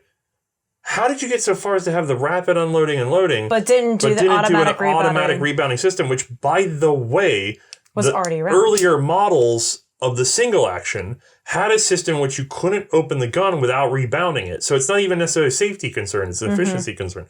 So for me, having a firearm that loads, discharges, unloads, reloads, and resets itself, like every operation is taken care of so that you do the minimum number of hand operations. That is sort of the more fascinating thing to me. It's just like, how much can you take out of the process? So are you a speed loader or a moon clip guy then? Actually, I kind of like the moon clips in the sense that just go in there and you just throw them away. Like having this thing that you twist and fiddle with. But that's a separate question. Okay. Nobody asked that one. But that's where it's at. It's almost like, I want to say automation. You see why I want to go for that word, but that's what I think about is this sort of like getting many. How many steps can you eliminate from the shooter? How many operations can you eliminate from the shooter, and how simple can you get that process? So does that mean you dislike magazine cutoffs and things like that? Yeah, exactly. Like I'm not saying that I hate them or anything, but I just find them to be like extra a retro shit to have step. to remember. That's why the Americans wrote it on their stuff. Simple is better. All right. This is from Geeko. I'm saying that correctly, I believe. What's the most out there unexpected feature you've seen fitted as standard on a Marshall firearm? So something that's really out there and weird, I guess. This chair is hurting my bottom. I can tell. You're shifting. I know. You normally don't shift. In the tailbone. I'm sorry. Okay, what's the most out there feature that you can think of on a firearm? So we haven't seen it on the show yet, but I kind of like something that we saw the other day on one of the revolvers. One of those auto ejectors that hang out on the right-hand side. So we have seen it in the show. Well, we've seen pictures of it, but we haven't had a firearm. No, we handled it a little bit. Oh. In the Swiss 78. Oh, yes, we did. Okay. Yeah. So the auto ejector revolvers? Yeah, absolutely unique, like little add-on there just to kind of speed up the process. But it kind of will kick out potentially rounds that, aren't fired, if I remember correctly. The Webley Fosbury as a concept, too, is also one of those things that falls into very unexpected. Where you're just like, why would you do this? But okay. Like, just determined to blend these two things. Like, it's like a very forced mashup, Like, the Webley Fosbury is like the Calvin and Hobbes Star Wars t-shirt of the gun world. Calvin and Hobbes t-shirt of the gun world. No, you know how they take whatever IP and then they take this other IP that you love and they just smush them together? Oh, they do and that, it doesn't have to mean anything or make any goddamn sense, but they just do it. So Webley Fosbury. Okay. Revolver, semi-automatic, blah. What does this get me? Nothing. It's cool and weird. Probably the most unusual thing... I like that speed loader. It says unexpected feature that I've seen fitted as standard on a Marshall. Fitted. Okay, yeah, definitely fitted. I'm going to be honest. For this show, like within the boundaries of our show, but not necessarily our episodes, I fell in love with a little revolver. And I think it comes up in another question too. But manual safeties on revolvers is weird to me. It is weird. Oh, we did just talk about that. Yeah, they are very bizarre in general, like on the Rex revolvers and stuff. They're super... Yeah, I don't know. Why? And all of them have had heavy-ass hammers, too. That's my favorite. It's just like you get it and you're like, heavy hammer and a safety. What? I want to know the incident that put the safety on the Rice revolver. I'm really curious. There had to be something very specific there. Okay, what else? What we got? All right, this one is from ACC. Okay. No, it's AC. AC. C. No, AC. Yeah, I did the space. Okay. Like, I'm just making sure you The time period which you focus on, end of the 19th and beginning of the 20th centuries, seems to be the most innovative and technologically significant in the history of firearms development. True. With advancements from black to smokeless, early repeating mechanisms to semi and full auto, shift to lighter to faster rounds, etc. Without having studied in detail all the firearms history, what do you think is the next most innovative and technologically significant period of advancement in firearms history? You got a guess? Right now? No. God, no. It is stagnant now. We haven't done anything interesting in firearms for 100 years. No, maybe 50 years. I don't really know off the top of my head because I'm not familiar with anything much in between. Yeah, the funny thing is, like I said, we've been running from about 1870 to 1914. Then probably an even arguably more innovative period in a lot of ways. 1840 to 1860. Yeah. It's really the period right before you have this it's all these sort of industrial revolution firearms stuff. So you're moving to metallic. You go all the way from like flintlock to percussion cap to metallic cartridge fairly quickly. You have repeating fire, you have magazine guns, and then things break off into naval guns, you know what I mean? But that's separate from small arms. I'm going to argue for my period. And do you want to know why? We're getting into 3D printing. I think there's a lot of promise for that area. I don't think, not until it can bear pressure. That's why I think we're in the beginning. All eras have start But we periods. don't know if it's going to go anywhere. I think there's potential for it to go somewhere. So I'm saying the future. So here's my take on 3D printing. And it's going to make some people mad, some people that are my friends. Oh, no. I'll believe it when I see... Well, they won't watch this because they don't have the attention span. I'll believe it when I see the proper pressure bearing. The grain issue is really high. It is very There high. was a period in history in which everybody thought all firearms were going to be made of phosphor bronze because it wouldn't rust. Yep. And no one adopted a phosphor bronze firearm ever. So I'm just saying, unless the material proves itself, it can't happen that way. I think it's far more likely that you'll see multi-axis rapid cutting technology. So the 3D printing itself, I'm not as interested in it as much as I'm interested in the idea that you have computer-controlled stepper motors, and then you just put a cutting tool on it, and you can actually use good quality steel and just cut it however you want. Ooh, that'd be really I'm quick. way more interested in that than That'd be kinda like rad. multi-axis cutting versus this printing thing. Well, they could do it with water too, right?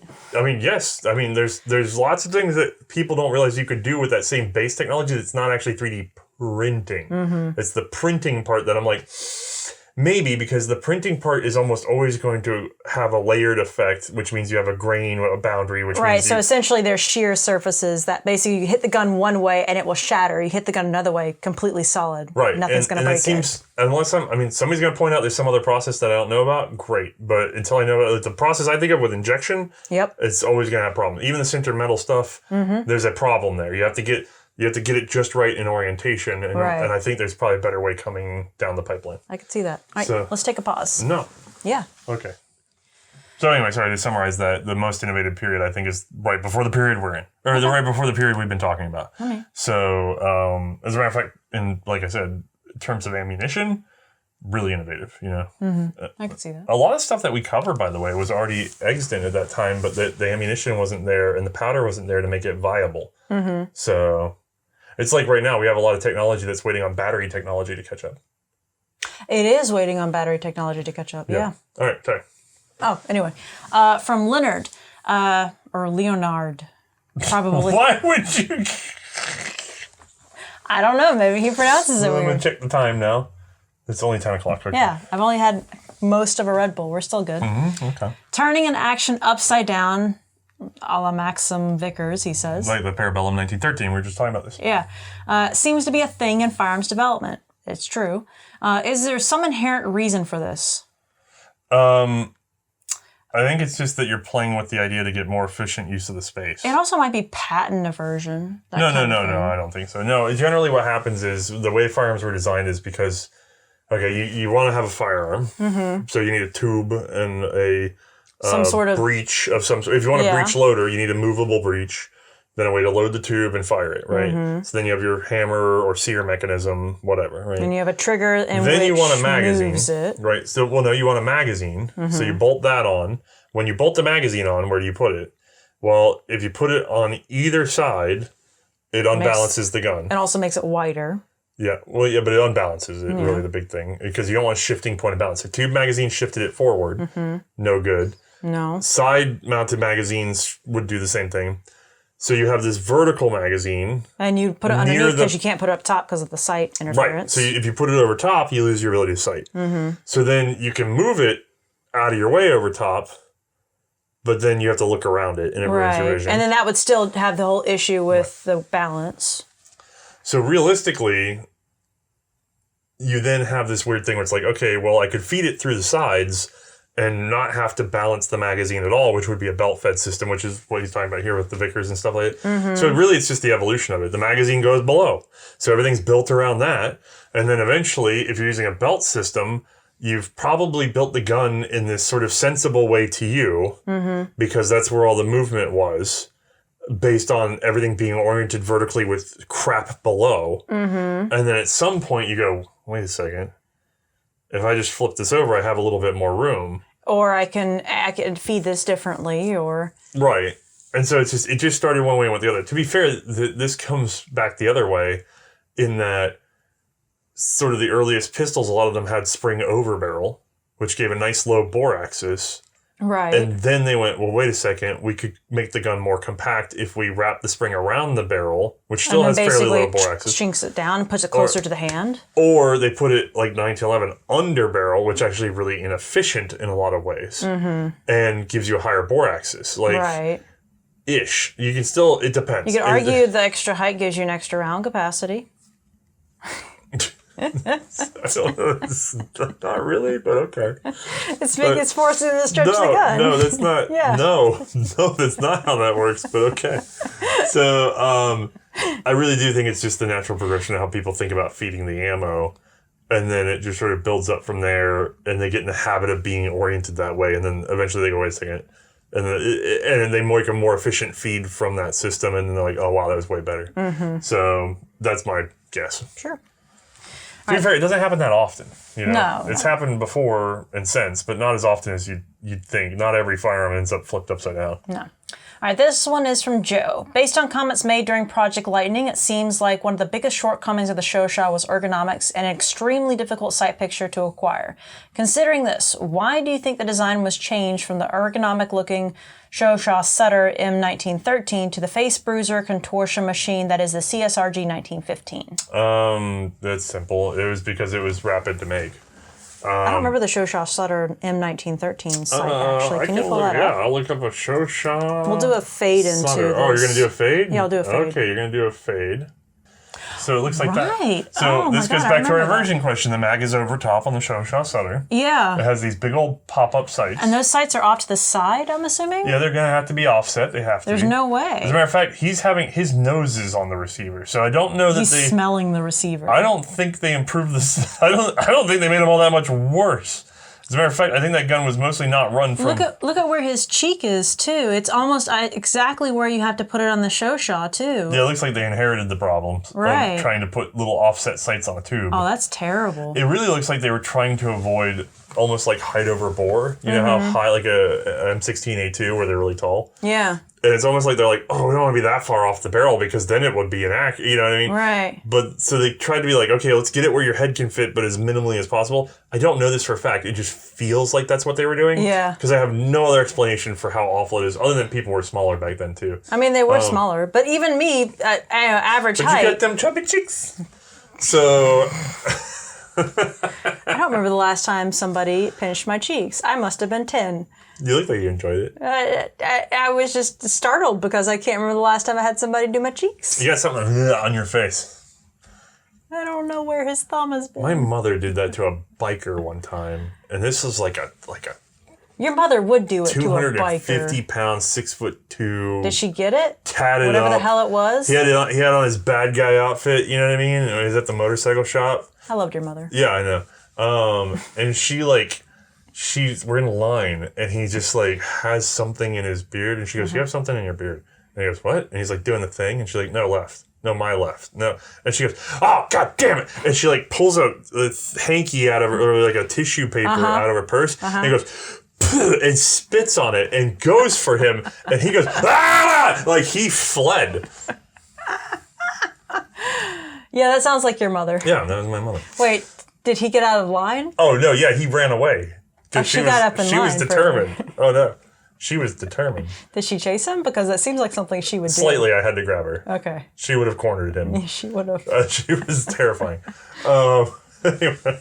She's smaller than him for perspective. No, but the Showshas problems mostly come from the fact that it was done in a hurry and it was done towards manufacturing as the primary. So cheap to manufacture as well. Anything coming from the Sutter to what they were doing, I guarantee they just opened up tolerances whenever there was a problem. They just added stuff whenever there's a problem. Just get it done, get it manufactured. Mm-hmm. We want it out the door.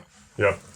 All right, this one's from Dakin. Dyken. Probably Dyken. Dyken? It's There's probably two Dyken. Ks. It might be Dyken. No, it's probably Dyken. I'm going to say Dyken. Out of the guns you've made primer videos for, we spend more time on the names than anything else. What rifle or pistol, no machine guns, would you want for a range toy if it magically was gifted to you in a different cartridge? So out of all the guns that we've had, if I could have it in a different cartridge. What's your favorite gun? You know what's really weird? I kind of like the Verndals. Oh, just the little Verndal carbine? Yeah, if I could have that in like something 45 long Colt or something? Or oh my God, that'd be adorable, like right? 45 ACP Verndal carbine. Yeah. Oh, that'd be cute.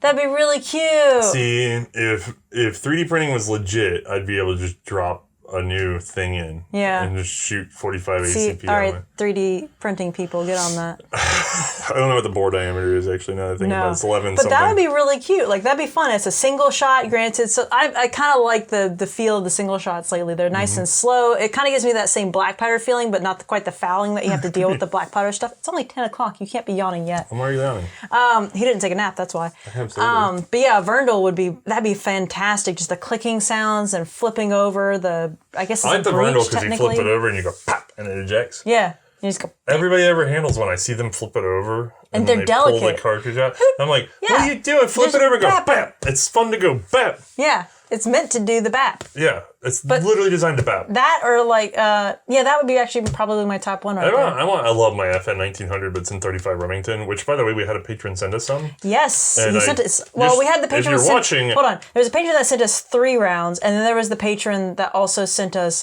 like 100 rounds. Yeah, somebody sent me 100 rounds of Yeah. 35 rounds. I don't even know where you found it. Online. Well, yeah, but that's, bruh. So I'm keeping those so cases. happy. Those cases are staying with They me. are I'm gold. reloading that crap. So But you actually got to shoot it the other no, day. I took it out, and actually a buddy of mine, he has been, eyeing it enviously. So I let him try it out because he really wanted to feel the difference between the 8 and the 1900. Mm-hmm. And so he was really tickled. But now it's just like I'm looking at it and going, there's other guns in 35 Remington. But then I'm not going to be able to get any more 35 It's Remington. true. So you're like, I'll have I to got to hand load ration my I 35. got to get my bench set up for 35 Remington, and then I'll relax a little bit. But now I have some cases to work with at least, and True. my guns seem to beat it up. But I feel like if you made me like an FN 1900 that took like, I'm trying to think of like the appropriate modern cartridge that I could get a hold of. I wonder if it could handle NATO. Not 308, but I wonder if it could handle NATO. I'd I don't be curious. see why it couldn't. Yeah, it might. Especially if we get the police mag version, like that'd be rad. That would be actually pretty rad. Yeah, but like that. I actually Dang like it, he made me yawn. I was trying so hard not to. Yeah, now you're yawning. Yeah, I'm a jerk now. I'm gonna call you All right. Yanni. No. This one's from Paul. Of all the inventors / developers of firearms in World War I, who most do you believe was on the edge of a revolutionary achievement but fell short? Go. Do it. Well, I mean, he would read like my to think he answer. was on a revolutionary achievement and fell short. Ross thought Ross was pretty He determined ripped off there. some other guy Yeah. and just ran with it. He was pretty 2 proud of decades himself. later, it was just, or what? No, yeah, 2 decades later. He believed for the longest time he was on the edge of something that was To revolutionary. be fair, with the cartridge, he's not wrong, actually. That's actually not a bad guess. Not in the rifle, but the cartridge. Yeah. Like, 2D Ross, we're still sort of hovering around looking at that, you know what I mean? Mm-hmm. Like, the 2D Ross was a good idea. Oh, what's your answer? John Moses Browning. He really fell short during World War I. Oh, I see. Yeah, he had first of all, the 1917 was only in trials when the war ended, so he had nailed it because that gun's still basically in service, like the core of it. But he did eventually make it. But the other things, don't forget, like I've said a million times, he wanted to do a 100 round 32 caliber machine gun that was, person size that would spray bullets like water from a hose was the quote. That would have been hilarious. the U.S. still had the stupid freaking Thompson in World War II. Uh-huh. That tells you the opportunity missed. I understand that Browning ended up with a lot of merit. You know what I mean? Like, everybody recognized him. Yeah, great. But to be fair, in terms of unrealized ideas, you know. The potential there. Yeah, I'm trying to think of... to be fair, the other one that's sort of revolutionary that fell short in some ways is the actual MP18. In that they put the stupid mag on it. And then everybody that got a hold of it, it was so limitedly used. Half the people who saw it post-war were like, that's stupid. And the other half were like, oh my God, that's terrifying. You know what I mean? Right. And then it turned out to be the correct answer because submachine guns just, whoa. And I still have people to this day who talk about X, Y, and Z submachine guns, and they always point back to the British. They really give the British a lot of credit. And it's like, I've been in an MP18, especially to have it rebuilt. And, you know, they act like it was a milled tube and all the things were milled in it. No, it wasn't. It was a steel tube. And then they put in these, like, rings of steel and then screwed them in. It's exactly like the later Stens. You know what I mean? Only they were riveted. And it's just like, it's weird, but we know the MP18 is cool, but a lot of people underestimate how much it was already exactly what was used in World War II. I mean, very little change other than just...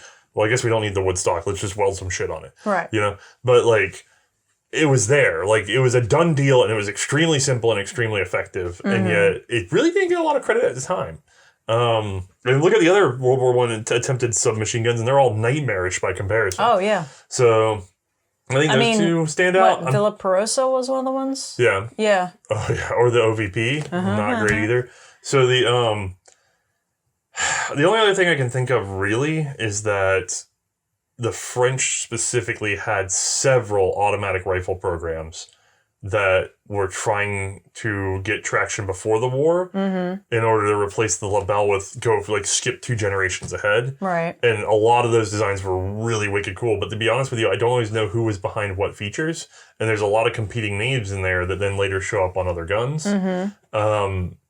So it's hard to give credit to just one man, but boy, those French little committees were doing some hot work, and all of it was just abandoned. And then post-war with the economics, it was really abandoned. So there's a chance to be 30, 40 years ahead of the game in some of those experimental designs. Right. So, all right, what do we got? We should probably take a pause. No, we're not. What is this question? Well, we can try for it. See? Matthew, who's the most underrated small arms designer you've run across so far, the most overrated? So the most underrated versus overrated. Well, I think you're not wrong about Browning having more potential and not having the opportunity. I'm going to say something that's going to make people mad. In terms of underrated, there's actually some evidence that Charles Sparrow Young did some designs of shotguns that then later were very influential. But I'm not sure. I haven't even been able to prove it myself. The problem with underrated is I probably don't know what I need to know about them because it's poorly documented. Right. There's not a lot of really fantastic stories written on inventors right now. The one that I do know, and I know what he created, Tranter. Very underrated for what he did for revolvers. You've been doing a lot of revolver research lately. Adams, most people don't realize how much work he put into it. But then there's a lot of Belgians too, because when I say Tranter, it's like, did he though? Or was a Belgian behind it and I don't know it? Because there's a lot of Belgian history that's been lost. To be fair, if you're Belgian and you're into firearms, you're getting ripped off on your own history pretty hard. Yeah. So, now, in terms of overrated, probably looking at some of the modern guys, unfortunately. And I don't want to be too unkind. So how modern are you talking? It's basically Kalashnikov and Eugene Stoner both. They're both very intelligent men. They both did a lot of good work. And especially Stoner was very strongly focused on ergonomics, which I think is a very... I wish he got credit more for that than he does for being just a flat-out innovator, because I actually have more respect for that in terms of design. Design, I think, is more important than art in a lot of ways, right? And so he took a bunch of ideas and put them together in combination. And managed to make them work. But at a low-level understanding, people think he just invented. Well, and it's like, no. he hybridized very effectively. He saw through many pieces in and of itself is a skill. An opening in the market. There's a gentleman, there's a really old design that I have in my hands that there's a gentleman I know that works for one of the big names in firearms development. I can't say much about it, but he was asking me about ideas for something because he's like, yeah, I've been thinking about X, Y, and Z. And I said, I know of a thing that was done once and abandoned, and I still think it's a good idea. And when I showed it to him, he went, wow, that is a good idea. I wonder if I can integrate it with X, Y, and Z. And now he's thinking about that, right? It's a very similar thing to what Stoner's process would be, is to say, oh, here's all this abandoned thought that was a good idea. This buffering system, having it in line, having whatever. This spline bolt, I'm going to put them all together, and that's going to work great.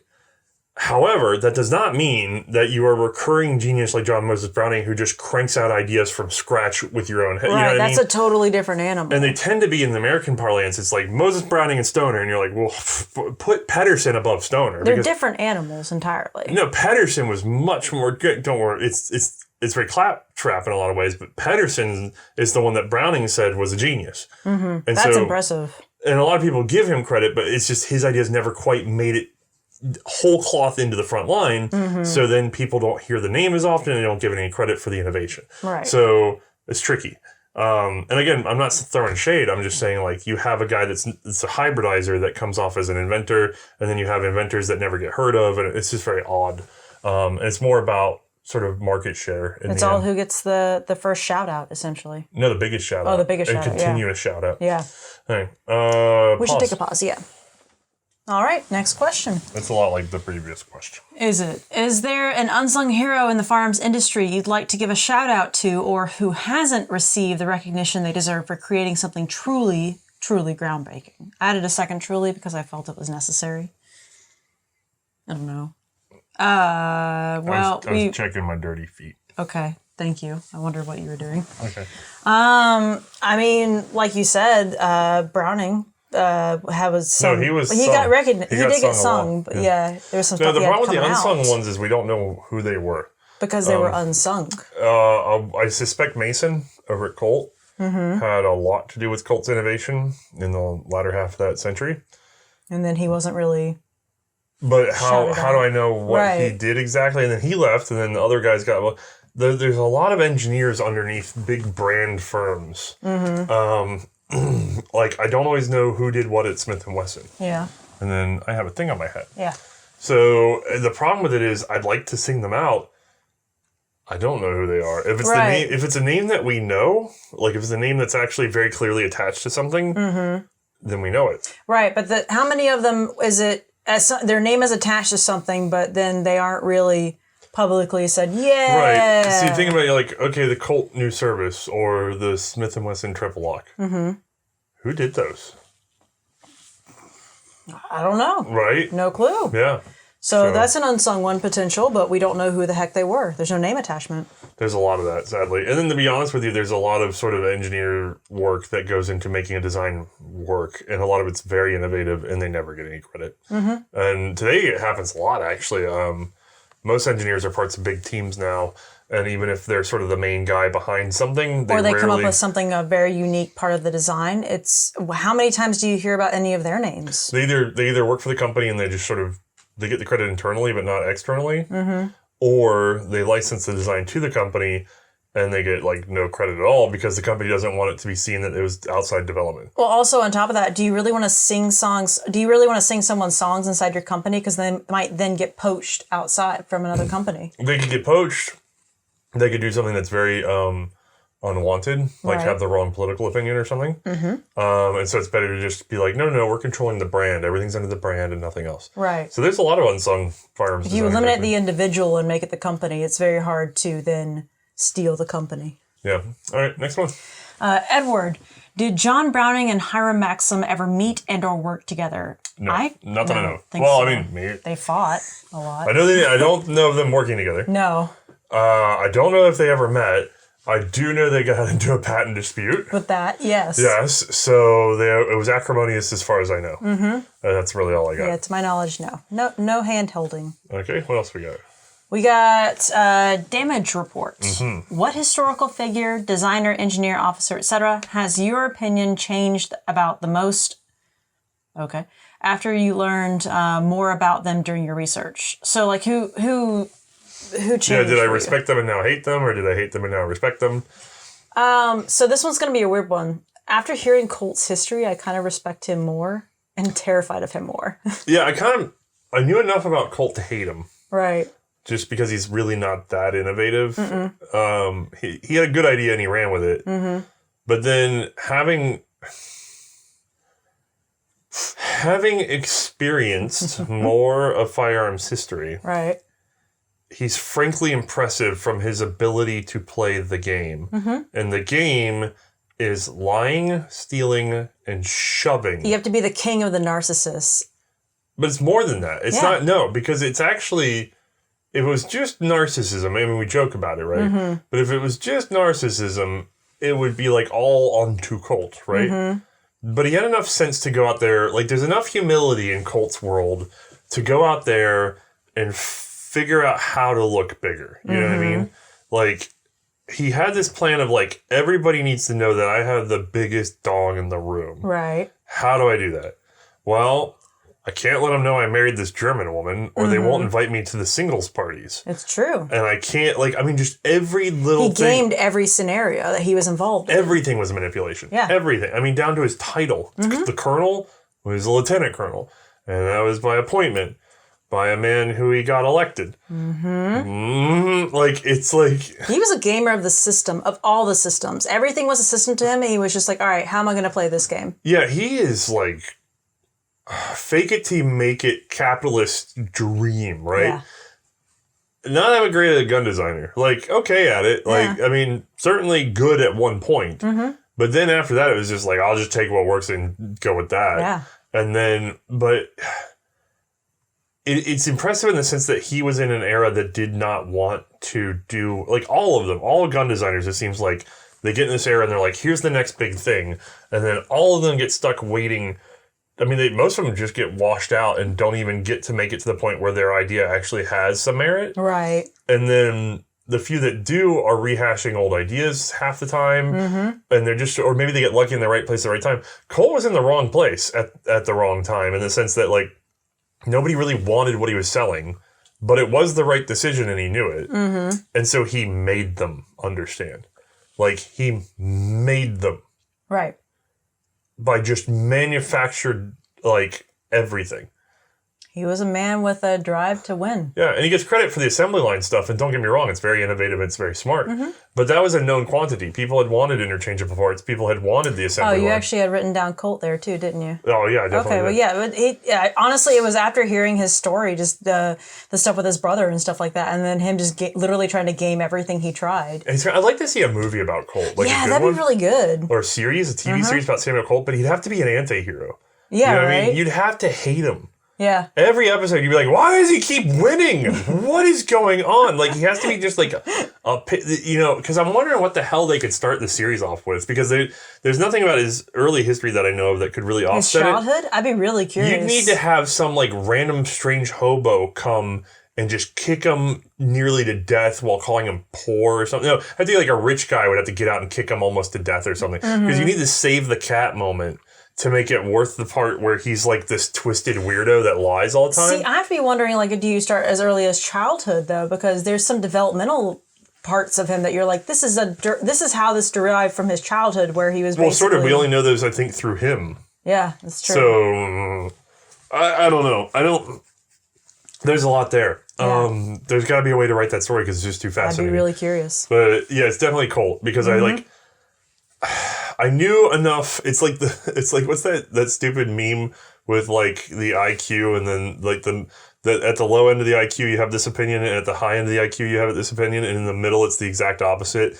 And it's like the more you know about Samuel Colt, the more you don't respect him until you get past this point where you're like, oh my God, this charade of a man just, like, nailed it. You know what I mean? Yeah. Yeah. Careful saying that. I know, I said the bad word because I gotta bleep that one. But it's just, well, he's inspiring to me in terms of just being I could never do it. He's my polar opposite because I'm so mellow about things. I'm like, well, let's go with proven facts. Let's go with what we know. Let's try to make sure we're shaking hands at the end of the day. He's like, I'm all in and I'm king of the world. And you're like, do you even have a factory? No! Like, you can't tell me I don't have a factory. You don't have a factory. You can't tell that. Like, he's like an extreme king of the pirates kind of thing. Yeah. All right, this one's from Bolt Monkey. As a boomer, we all grew up thinking that John Browning designed every one of the 50 plus parts in our beloved 1911s. It's clear in your series that's not the case. Could you provide some detail on just what parts he did design and what parts he did not? See the question about unsung heroes. Yeah. I have no clue. Yeah, I know. It wasn't all Browning, though. Colt put in a lot of work of their own with their own engineers, and I don't know who made what call. And it's really sad. And actually, Ordnance probably had a lot to do with it, too. And I don't know who made what call. I have some theories, but I've never been able to flush it out. And until somebody gets in there and, I mean, there's a chance that there might be some memos. There could be. There's always the chance for memos. There'd be between Ordnance and Colt. I don't think that they would be internal to Colt. So we might be able to figure out whether it was Ordnance or Colt that had certain ideas. I don't know that we're ever going to find out inside of Colt who exactly did what on that gun. Right. So, yeah, it's rough. Unfortunate. Makes you want to know more, doesn't it? Like, just who really was doing what. How do I pronounce this? Royo? Royo. Let's go with that. Royo. Sounds nice. In your expert opinion, had the Smith & Wesson Model 29 and its .44 Magnum cartridge emerged during the time period of the early 20th century automatic pistol revolver trials, would the U.S. Army seriously considered choosing that over the 1911, given their obsession/paranoia over stopping power? There's nothing that says they couldn't have made that cartridge. I'm going to stop there, too, because there's a lot of follow-up questions, and we just don't have time, unfortunately. Well, it's all around the same thing. Yeah. They could have made that cartridge, but they already knew 45 Colt was working pretty well. I don't think they would have done 44 Magnum. I think they'd been like, that's a bit much. I didn't see any calls for hotter cartridges. Yeah. They had the option. They saw that, I think 4.76 was more impressive slightly in the trials, but they were just like, 45 Colt's good enough for what we're talking about, because it's really more just diameter. I don't think they'd want to have slower follow-up shooting, because don't forget, at this point in U.S. history especially, we had actually already gone down to 38 and wanted milder, faster follow-ups, and then said, oop, it's not quite powerful enough. So it's almost like we were trying to max min that situation. Not really. Like, that would come later with something like 40 Smith & Wesson. That's true, yeah. Or the 10mm debate or whatever. But at the time, it's almost weird that they didn't compromise it to a 41. There were thoughts about it. Colt looked like Browning and Colt lent themselves towards a 41 caliber because they thought that would be the ultimate solution, is to compromise. But no, that fight came down to small bore, large bore, period, right? And then, as long as automatics could deliver it in large bore, automatic was going to be the way to go. The revolver just couldn't keep up with that whole concept, because I'm sorry, but the automatic pistol is, I mean, I have no interest in carrying a revolver to this day. Right. And I love them in terms of the technology and what was. But, we probably would have seen a lot more interest in the revolver if automatics had just taken another 10 years to develop well. Like, without John Moses Browning, you might have bought revolvers another 10 years. But that'd have been about it. It would have stopped after that. You're not going to get very far. Things like the Luger, I think, are still a little too wacky to be quite the thing that replaces the revolver worldwide. But after that, I mean, other than the British, everybody seemed to know to jump ship. Yeah. So, yeah, I don't think so, man. No matter how good. Also, the 29 doesn't really have any technology in it that wasn't available at the time. Like, there's just nothing about the 29 that it's just another standard Smith & Wesson evolution. Like, internals are not any different in terms of the mechanism. It's really, he's centering it on the cartridge. Gotcha. But realistically, I don't see why the triple lock couldn't have been fitted for the same cartridge. Triple lock would have been fine, yeah. So. All right, this one's from Peter. We'll do this one and then take a break. Have you run across, during Mauser research, a translation of the script prefixes for serial numbers? Some of the letters are straightforward, but several are difficult to determine. So this is like the French prefix scripting where it's kind of hard to make out. Right, yeah. No, I haven't actually gotten into that. I don't know anybody that has, but I also haven't looked for it because we don't tend to do individual firearm identification. We tell the macro story of the whole firearm. Right. So, no. But if anybody's put it together, throw it in the comments, and I'll link it somewhere with the site, I guess. Yeah, that'd be good, actually. Okay, I think we have time. Yeah, we have time for another one. Sorry, that was a yes/no question, and the answer is no. You're good. All right, Philip, how do you determine if a book is reliable or not? He's been researching Beretta as an example, and he came across the dreaded R.L. Wilson. Needless to say, he didn't get the book. But how do you know if it's a good book or not? So the worst part is R.L. Wilson books aren't necessarily false. They're just true. He manipulated the firearms themselves, and he manipulated the narrative to fit certain firearms, but did he manipulate them to fit into a narrative that's true? Did he manipulate the narrative to fit the firearms? Like, we just don't know what all was manipulated, unfortunately. We just know that he wasn't paying a lot of attention, and he created a big mess. And he was doing it all to his benefit, so... Right. So, you would just have to compare, I would think. The thing you want to see is citation of primary sources. That is always going to be what you trust most. Yeah. The people who cite their sources clearly are the ones you should always rely on best. Which is why we are not the best source of information. Right. Because we cite whole books. We can't break it down to the page number the way the show's structured. It's just too slow. We'd have to slow down to one a month. You know what I mean? No way. Yeah. This is a show. It's meant to give you an overall understanding and allow you to research it further yourself if you'd like to go deeper. But it's better than anything else you're going to get in casual entertainment. And then there's still always going to be the chance that you'll be reading a source and someone will spout out some factoid or something and they'll be like, yep, that's a thing, and not say where it came from. And then you have to figure that out. There's a number of things that have come up like that where there's no source, and then later on I find out they're true. And I have no idea how the hell that author found it, where he found it, or it'll be half true. And it's clear the author heard something that I later found out, but misinterpreted it. So what you want to do is you really want to avoid speculation. You really want to avoid guys that start claiming things that happened that didn't. So like one of my favorite guys for Colt story is, I believe Edwards is his name. He wrote in the 40s and 50s. And he writes this stuff. It's like it was a... Was that A.O. Edwards I'm thinking of? No. That's he did a more modern series on British. Oh, okay.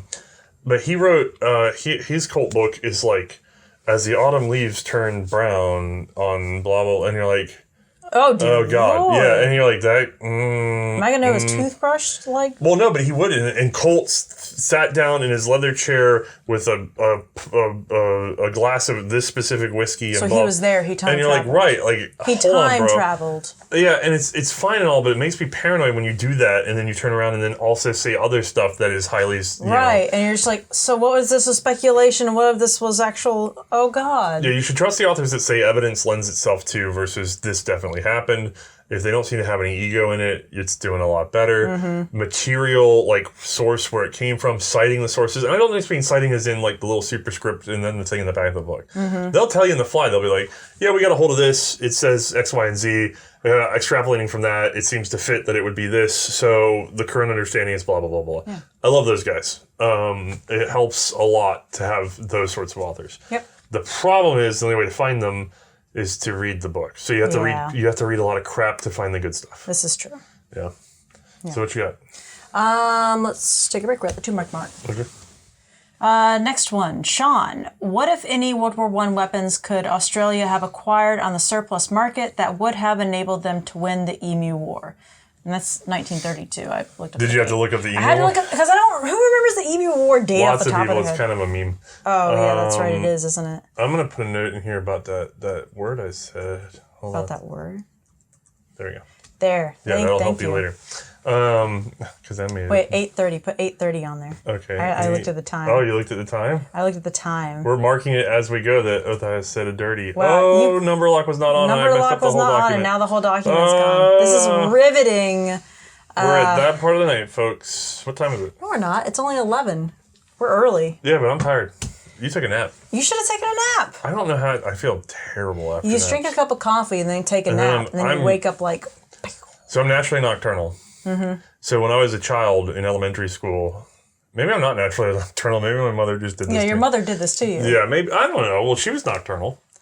Yeah, but I'm sure that she did it to herself. When I was elementary school, like middle of the week, I would lay down in bed at 8 p.m. or whatever, and I'd just sit there and stare at the ceiling. Was it popcorn ceiling and it moved? No. Okay.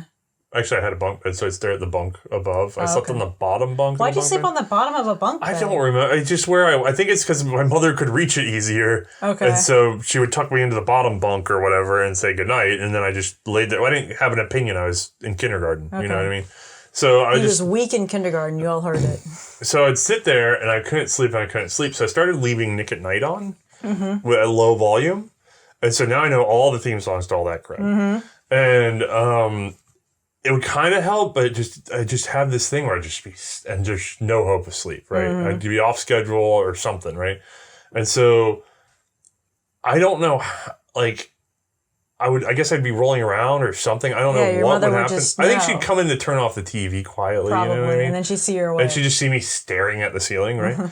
So she would, on occasion, she'd be like, "You too, huh?" And I'd be like, "Yep."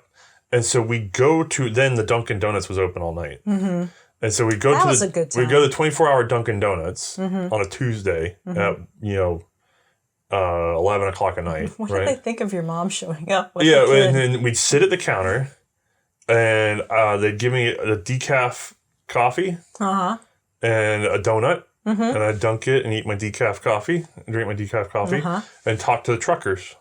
Yeah. Just have whole conversation with the truckers.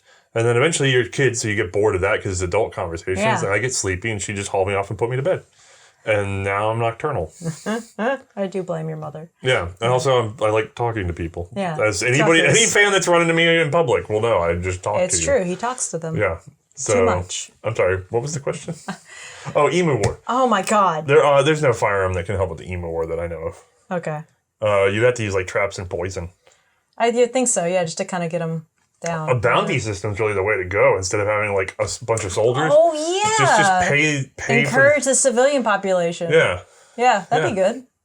I mean, people honestly, for the depending on the bounty size, yeah. Yeah, that was a situation that didn't need to be solved directly by the government. It was more of a encouragement thing would have worked. All right, what you got? Let's see here, Stephen. It is just after the U.S. Civil War, and you have the choice of a variety of firearms to bring with you into the wilderness to make your living as a trapper-hunter. What rifle and pistol do you take, keeping in mind that metallic ammunition may be hard to procure? So he's already trying to lean us against metallic ammo. I can already tell he's really trying to push us in one direction. So it's just after the U.S. Civil War. Right. Okay. Do you have anything in mind? I'm trying to... How many Civil War guns can you name? Well... Not really a lot. Yeah, right. Well, honestly, I'm kind of thinking, because I want to take with me essentially what? That one gun that the guy had. Well, no. I'm trying to think things like, well, shoot, no, I guess maybe I don't. If I'm trapping and hunting, it's just going to be. It depends on the game I'm going after as to what caliber I want and. Well, yeah, what game are you going to go after? Because you're supposed to be surviving in the wilderness, so it's got to be a decent game. I don't know. There's I'm not going to take like a frontline rifle musket. Yeah. With like a 58 caliber ball or something to go hunt, raccoons. And then are you just basically going out into the wilderness to live there now? Am I scared of bears? Where are you hunting? Right. Is there grizzlies? Because if there's no grizzlies in that area, then I don't need anything crazy. No, you just need to be able to take down deer and or wolves or things like that. That's true. You could have wolves. Wolves are pretty terrifying when they're, hauled together. But if I'm out on the plains, then I can just go get some, I could just take a big old buffalo gun and I could go do that. It really depends on where I'm going.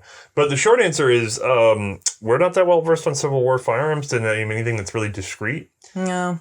So I can name a handful of very, certain niche innovative firearms that I happen to know of, and then some mainline stuff, of course. But generally, if you're in this kind of situation and you're even keeping in mind that metallic ammunition may be hard to procure, then what you're really asking for is for me to pick whatever's the mainline most available surplus stuff. So whatever they sell off the most of, so I can have it the cheapest, because that creates especially back then, that would create commercial pressure to have that ammunition in the market. Right, and readily available at any local counter store or something. Yeah, when they surplused off the 30-40 Krags, 30-40 Krag ammo, this is not post-Civil War, but this is just by comparison. Right. The 30-40 Krag ammo remained highly available for many, many decades.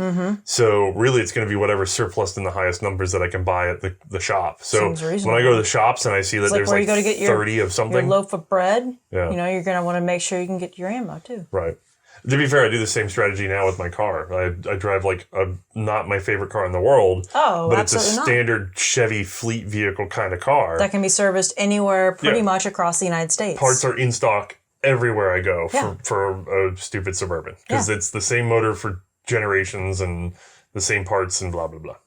So I'm sorry, by the way, we're just not that well versed in the period to pick anything cool. Not yet, anyway. Will says, now that you have pooped all over the Pedersen device. Not literally. Not literally, yeah. He didn't say literally. Okay. Other than a new receiver, do you think anything could be done to make it 1919 reliable? Technically, it was a 1919 gun. That's what I'm saying. So, I guess you just immediately change on the fly. Like, is there anything you could do to swap out real quick? In other words, was the Pedersen recoverable? I mean, I don't think so. No, I don't think so either. There's not enough room. There's a lot of issues. They'd have to make a whole gun for the Pedersen device. Right. You'd have to remake the gun to fit the device, yeah. To have extra margin in it for the device, because the inherent problem you're having with converting an existing, it's not that you can't have a bolt action / semi-auto. You can do that. As a matter of fact, that's been done. The problem is you can't just take what was a well-engineered bolt action, which means that it had the tolerances set up for, bottlenecked whatever caliber cartridge. Yeah, it was like that weird cartridge made out of 32 French. But the sort of the difference in diameter of the actual bullet and the casing is never, maybe, actually, 8mm Lebel might have been insane enough to give you enough room. The caliber is 32 Pedersen, right? It's like its own special proprietary. Well, no, it had to fall back for a second. Okay. You got 30-06, right? Yeah. So it's a 30 caliber bullet. So they have to make a smaller 30 caliber bullet, essentially. Right. That fits down the same bore. So that's your limitation, right? It has to be. So the maximum that you can shrink down the pistol cartridge is to go to a straight wall case. Right. So in other words, your case has to be just slightly bigger than the nominal bore of the rifle. Right. So that means that the most stretch you're going to get is find the cartridge that has the widest receiver with the smallest diameter, which might actually be 8mm Lebel now that I think about it, because they necked way down on that. They did, yes. So you actually might have an easier time doing a Pedersen device for a Lebel rifle or a Bertier than you would for other, because the difference between the nominal bore and the outside of the case is greatest, because your nominal bore ends up becoming the size you have available to your case. Like the smallest case you can make is a straight wall. You can't, you can go under, but then it doesn't mean anything because it's right. Yeah. So you have a non-bottlenecked pistol cartridge straight wall. Then the available space for you to put in your bolt assembly and everything else is the difference between that and the outside of the case. So the only way out of it is the receiver, because the way the Pedersen was assembled, and it was tight and it was genius, and there still wasn't enough room in there to really have a proper extractor. Yeah, the extraction was the biggest issue. No, the extractor was going to inevitably beat itself to death in that gun. There's just no way around it. So I can't say never, but I don't think that there's a way to recover that gun in any sort of reliable sense without actually making a different receiver or picking a different gun overall. Yeah, I agree. Yeah. All right, what's next? Daniel, was the concept of a device that could be inserted into a bolt-action rifle that turned into a pistol caliber self-loading inherently flawed from the start, or would it be conceivably workable for the right engineering, but the Pedersen device was just a poor implementation? I think we just did this. Yeah, we literally just covered that. Did I just answer? Am I crazy? Hold on. Oh, yeah, no, it's the same sort of thing. Yeah. Yeah, no, you can do it, and it can be done, but you'd have to engineer the gun from the ground up to do that. Right. And I think by the time anybody got around to thinking about doing that, it was just like, well, wait a second, submachine guns are a tube. Right. Like, it's just not worth ruining the infantry rifle to do that. Just make something entirely new for the pistol cartridge. Right. All right, Chris, what cartridges do you think are underappreciated by shooters and collectors? One sporting and one military. Okay. So it's kind of two questions. that's why I highlighted It's like wishing it as a for more two-question wishes. question. I see you, Chris. Yeah. What's underrated militarily? Like actually militarily, it just says are underappreciated by shooters and collectors. It says one sporting and one military and one cartridge. military. Trying to think about the top of my head. I'm actually not certain. I'm trying to think about you. You tell yours first. I'll think about mine for a second. No, I want you to go first. Okay. The dog just bonked herself into the door. Yeah, I just heard that. I have no Let's idea. take a pause. It sounded like a home invasion. We'll take a pause for a second. No, we're not taking a pause. You're not getting out of this. Okay. So, Well, it was just a dog bonk. This is boring now. I know. Go ahead. I don't have one at the top. We already mentioned a couple. 7mm Mauser is probably underrated. Okay. I still love that cartridge to this day. I mean, I like I enjoy 7.5 Swiss. I've always enjoyed that, but I don't think that's not underrated. People like that cartridge. That's the problem, is that a lot of the ones that I actually personally enjoy are not underrated cartridges. I think it's in the pistol camp, so like 9mm Steyr, 9mm Largo, both just sort of beaten out by the happenstance of Parabellum. We kind of mentioned that earlier. I'm trying to think. I do like the idea of the cartridge. There's a cartridge I prefer in the commercial world that also crossed in the military world. 351 Winchester, that straight-walled sort of like almost intermediate power cartridge. Yeah. I mean, you're really kind of in the family of 30 carbine in World War II, 351. I think that has a use case today that most people are seeking and they don't realize they're seeking, because we see a lot of pistol caliber carbines and people love them, but they are ultimately pistol cartridges. I mean, I like 4570, but again, not underrated. No, it's not underrated. I'm just trying to think of the ones that I like and nothing that you're just basic. That's fine. Yeah, I guess so. No, I think today I'd be really interested to see something like 351 try to make a comeback. But ultimately, on the civilian side, especially, I'm really thinking, and we talked about this too earlier. 35 Remington is a cartridge I greatly love in terms of its abilities in sort of a North American game scenario. I'm frankly surprised it fell off, and I tend to see a lot of cartridges sort of circling the performance value of either 7mm Mauser or 35 Remington. Those are two cartridges I've noticed that were sort of people are trying to come back around towards without actually reproducing. There has been a lot of 35 Remington talk, but I wonder if somebody has influenced that. No. It's just that you have we go in these cycles, and people think, oh, we've got this, but I want to do the new thing, and the new thing ends up, and so we're starting to walk in this circle. And ballistically, I think people have been they'd actually be happier than they realize with something like 7mm Mauser as a full cartridge or 35 Remington as a sort of North American game cartridge. And a lot of people, for what we think of as home defense scenarios, where you're like, well, I don't want it to just be a handgun, but I don't want to punch holes in everything. I think a lot of people might actually be really happy with something like 351 in the modern context, but they just don't know it because they haven't encountered it. Yeah, that's fair. So how often are they going to encounter it with their average or modern shooter these days? Well, 351 especially is a cartridge that should have been like all of two guns in history. So it's just like, it's really not going to show up. Right. But it's a pretty cool cartridge. Yeah, it's pretty interesting.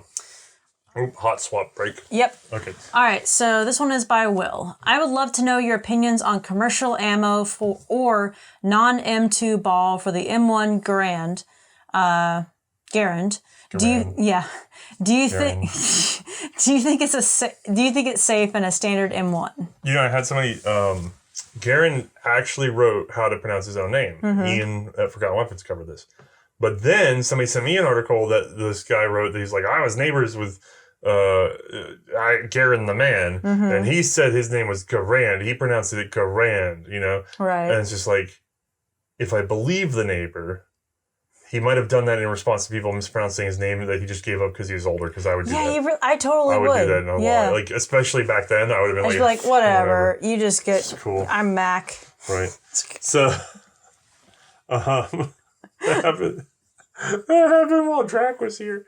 What? The Drakenifel. I thought it was Drakenifel. Drakenifel. It doesn't have anything to do with naval history anyway. We found out. Yeah. Yeah. But he has a Navy channel. Check him out. Right. But he came to town, and his camera guy / writer guy that was with him introduced himself to someone. And got called. And was like, I'm Elliot, and he's just like, Eric, and he goes, Elliot, and he goes, hi, Eric. Yeah, and the guy almost was like, hi, Eric, and he was just like, no, Elliot.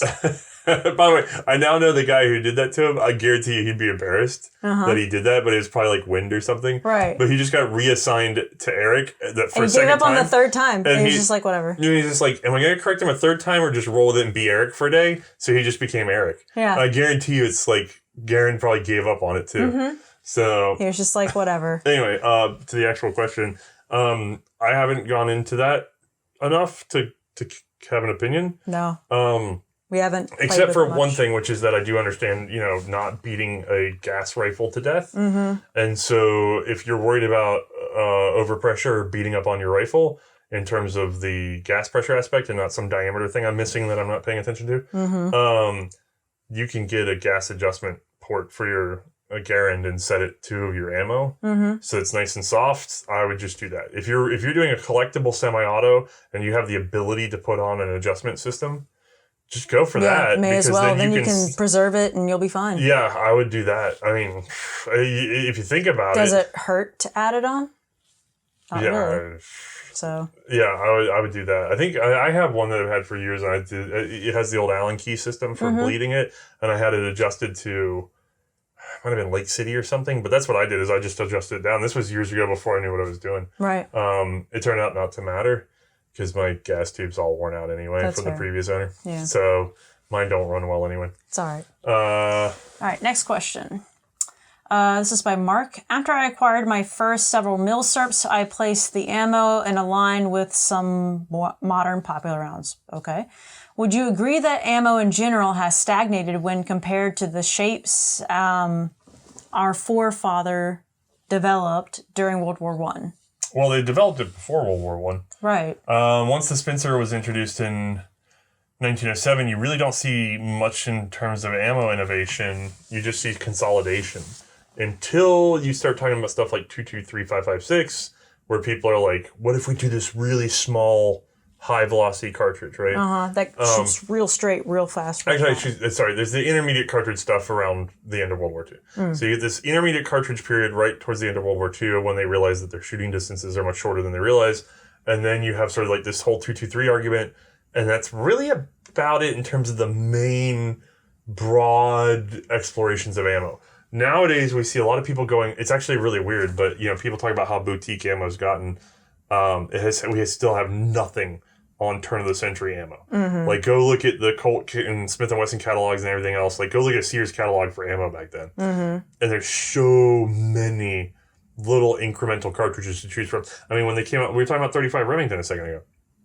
Right. They also had 32 and 30, and like they would just make different neck sizes of the same cartridge just so you could eke out that slight difference in performance that you wanted. It was very bespoke, and we're sort of heading that way again, although it's a little weirder now. Like, but no, it's like we said earlier. I think it's just an optimization game and a little bit of I want to put my stink on it, and so instead of going backwards to grab anything that might fit the use case, they just sort of slightly tweak everything, or they get close to what they want and then bump it out so they can call it their own name because they want to put their name on it or their cool identity on it, and then they just roll with that, Fair. Or it's just something that's really easy. So like 300 Blackout, where it's just like, well, we're just going to blow out 223, shove it in there.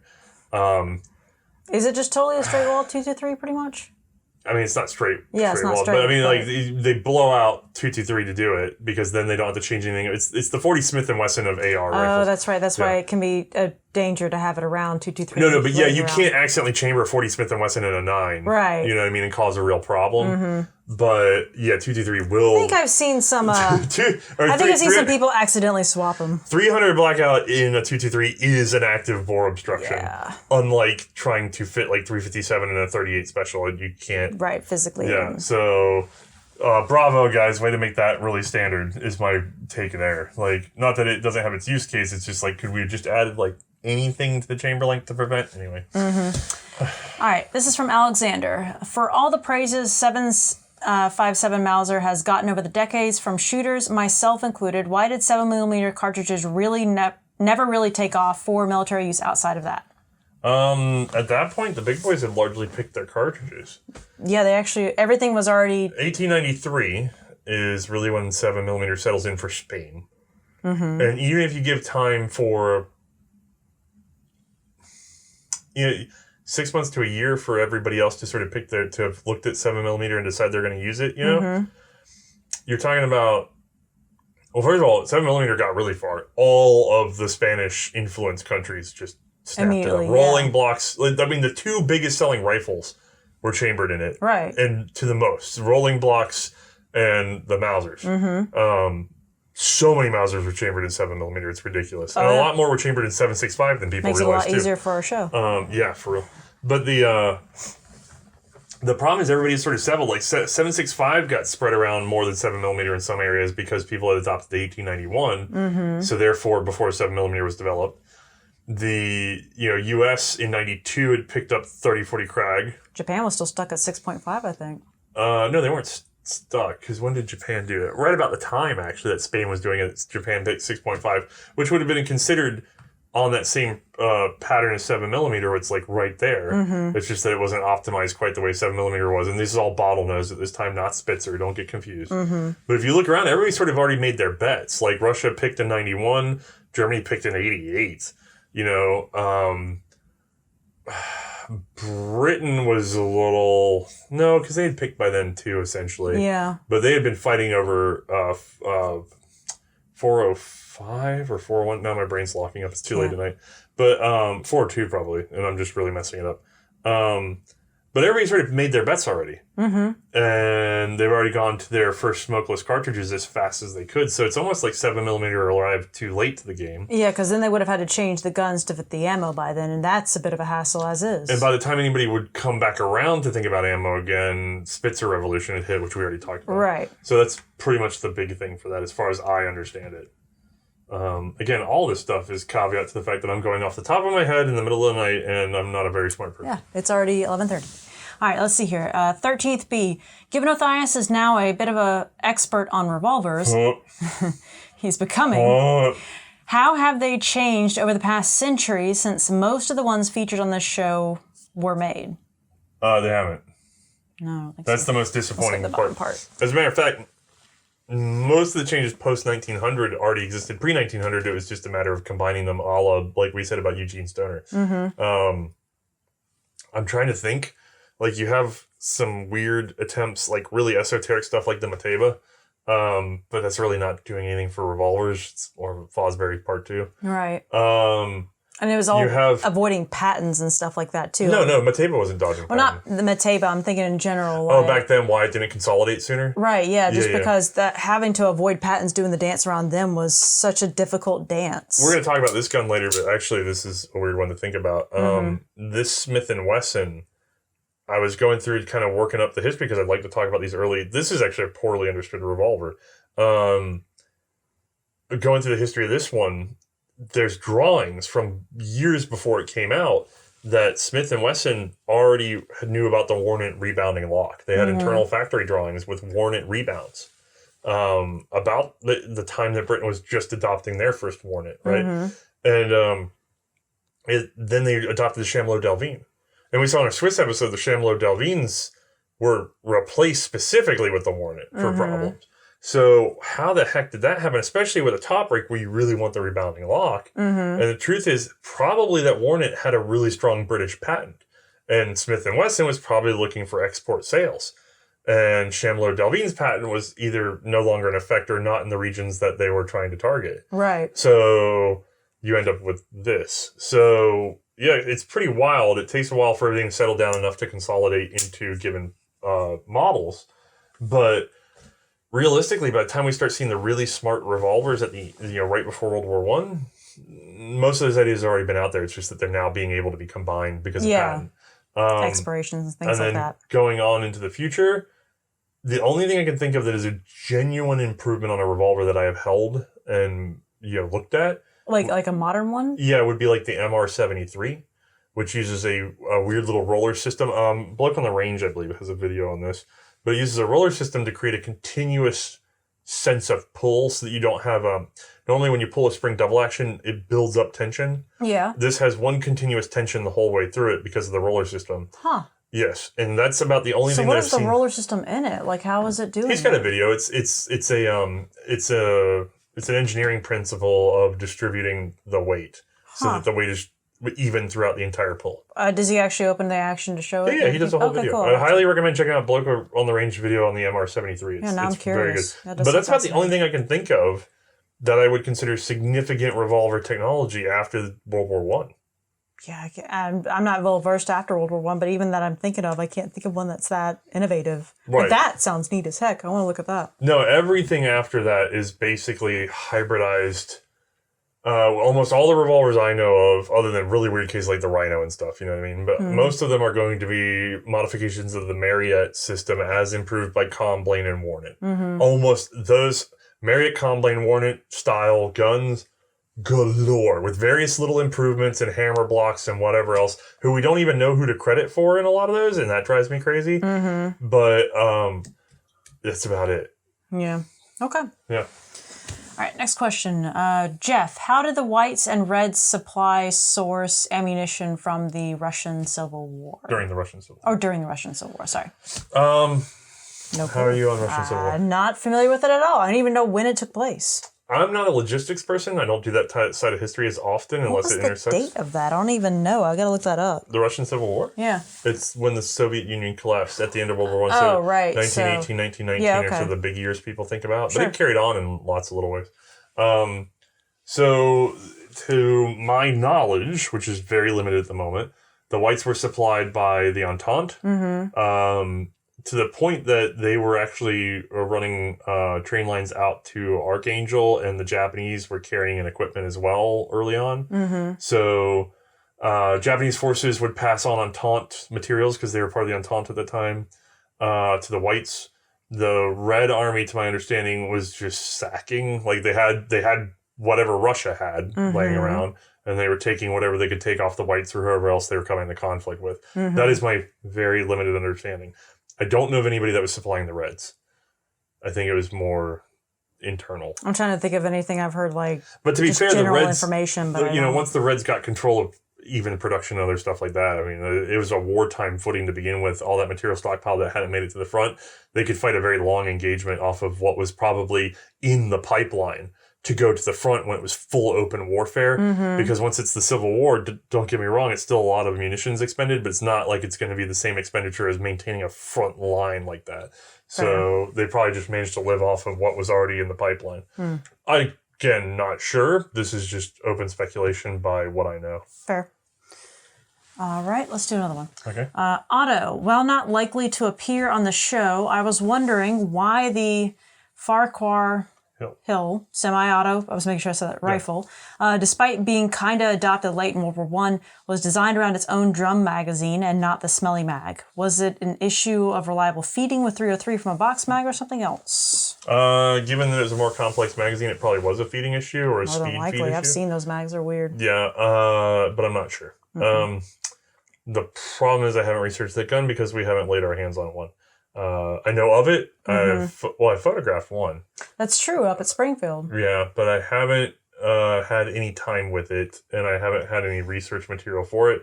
But generally, it's either one of two things. It's either that it works better, or it was patentable, and it was another way to make money on the licensing. And it could go either way, even in World War One. But given the efficiency issues of World War One, I suspect they probably found it to be superior in some significant way. Yeah, I guess so. Yeah. It actually kind of reminds me of a capsule mag in a lot of ways, just looking at it, but I haven't gone that deep into it. I wish we'd been able to play with one at Springfield, but we were just so far out of time with that. Yeah. All right, so what else? Let's take a pause. Okay. All right, this is from Matt. Many of these rifles, seen in the decades leading up to World War I, had elaborately curved butt plates. Some actually really did. It seems this practice stopped both in military and commercial guns in the late 1800s, early 1900s. What caused this change to occur? Well, I know that some of them have been so curved that they've hurt my shoulder. Yeah. So ergonomically probably just wasn't very comfortable, and it just was a lot harder to produce. I'm looking at the wall because I was like, I really remember the Vetterli having a pretty curved bottom. Yeah. It's not even that curved. It actually just has more of like a nose peak at the top. I know you guys can't see it necessarily. No. As far as I'm aware with the curved magazine or curved butt plates, is that a curved butt plate is going to fit fewer people overall. Yep. And they're also almost exclusively designed for one position of shooting. usually standing, whereas military works a lot of prone. And so if you have a curvature that works for prone, it's probably not going to work for standing. No, yeah. It's going to be totally different the flatter positioning. butt plate's going to work for more positions overall. It's just universally a little bit easier, I would think. There's also some, I've seen some claims that it's better handling under recoil overall to have just more surface area in general, whether or not it makes full contact. Fair. I'm not sure how I feel about that. I mean, if they wanted more like shoulder like connection, like as far as the curving with it, they could just do something like the Madsen and have a flip up butt plate that you just pop on your shoulder.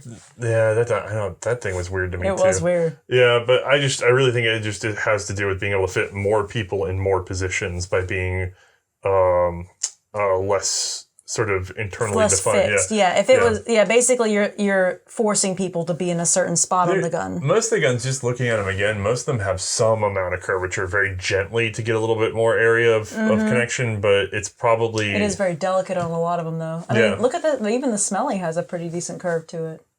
Short magazine. Oh, yeah.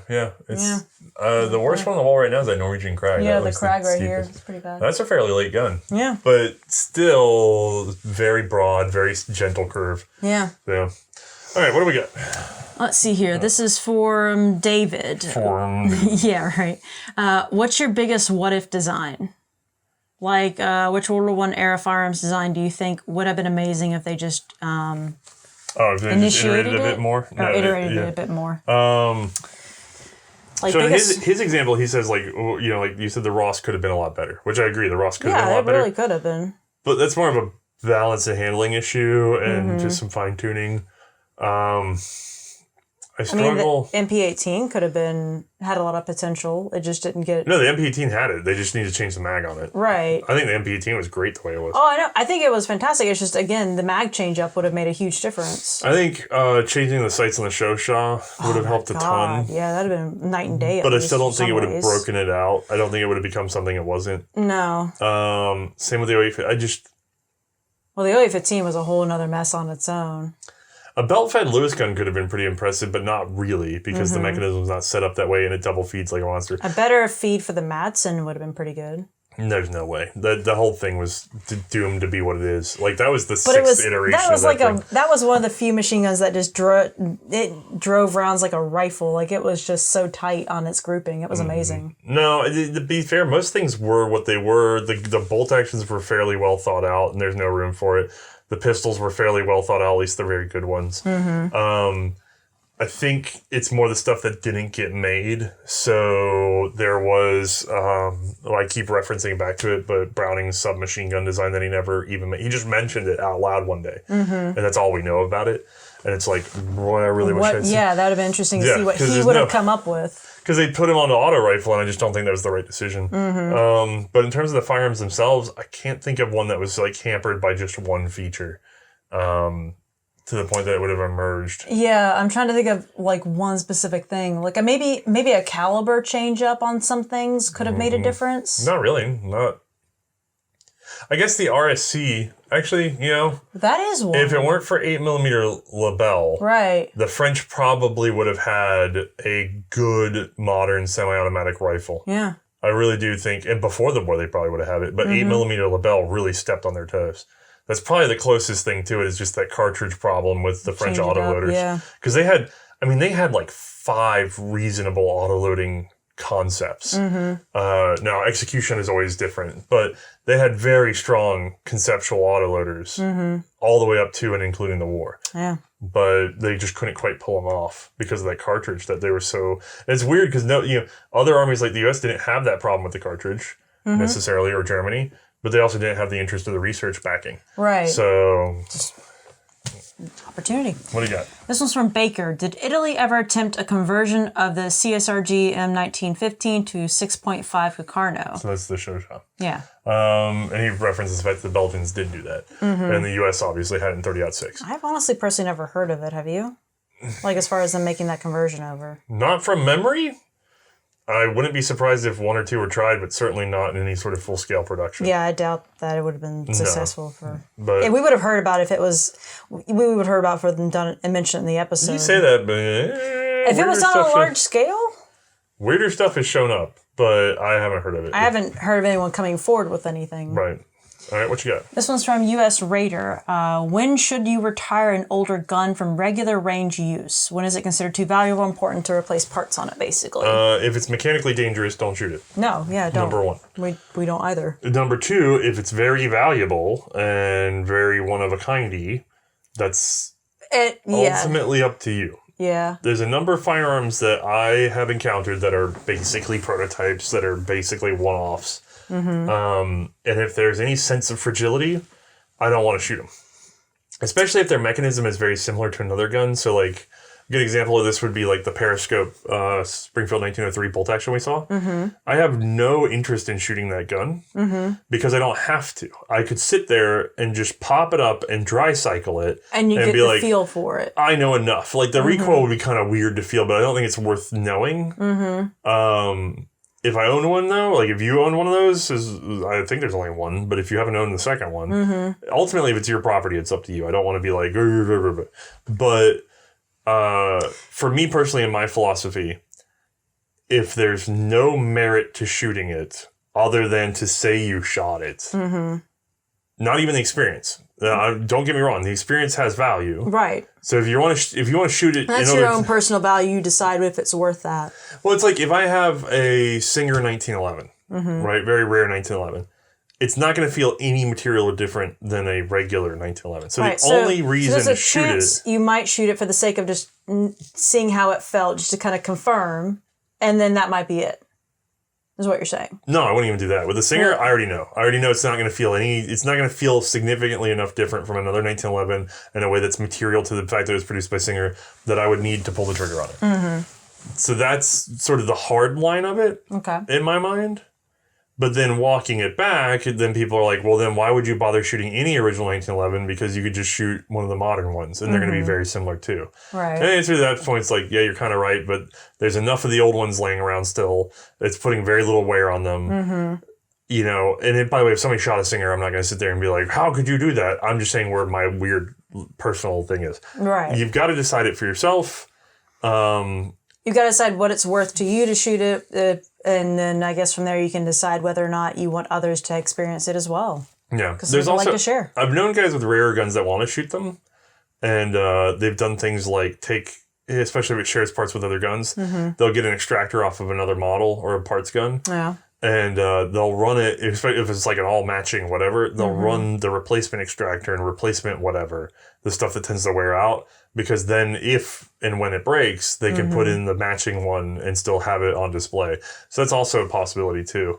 But this is always a choice for you. Like if I'm going to go out and shoot a Springfield 1903, I'm not going to take like the air service every time I go to the range. Right. I'm going to take like my normal Springfield 1903. Yeah. Another good example of this is if you want to do some regular shooting with a 1903 with the irons. Although I think it's not necessarily interference on the Warner Swayze.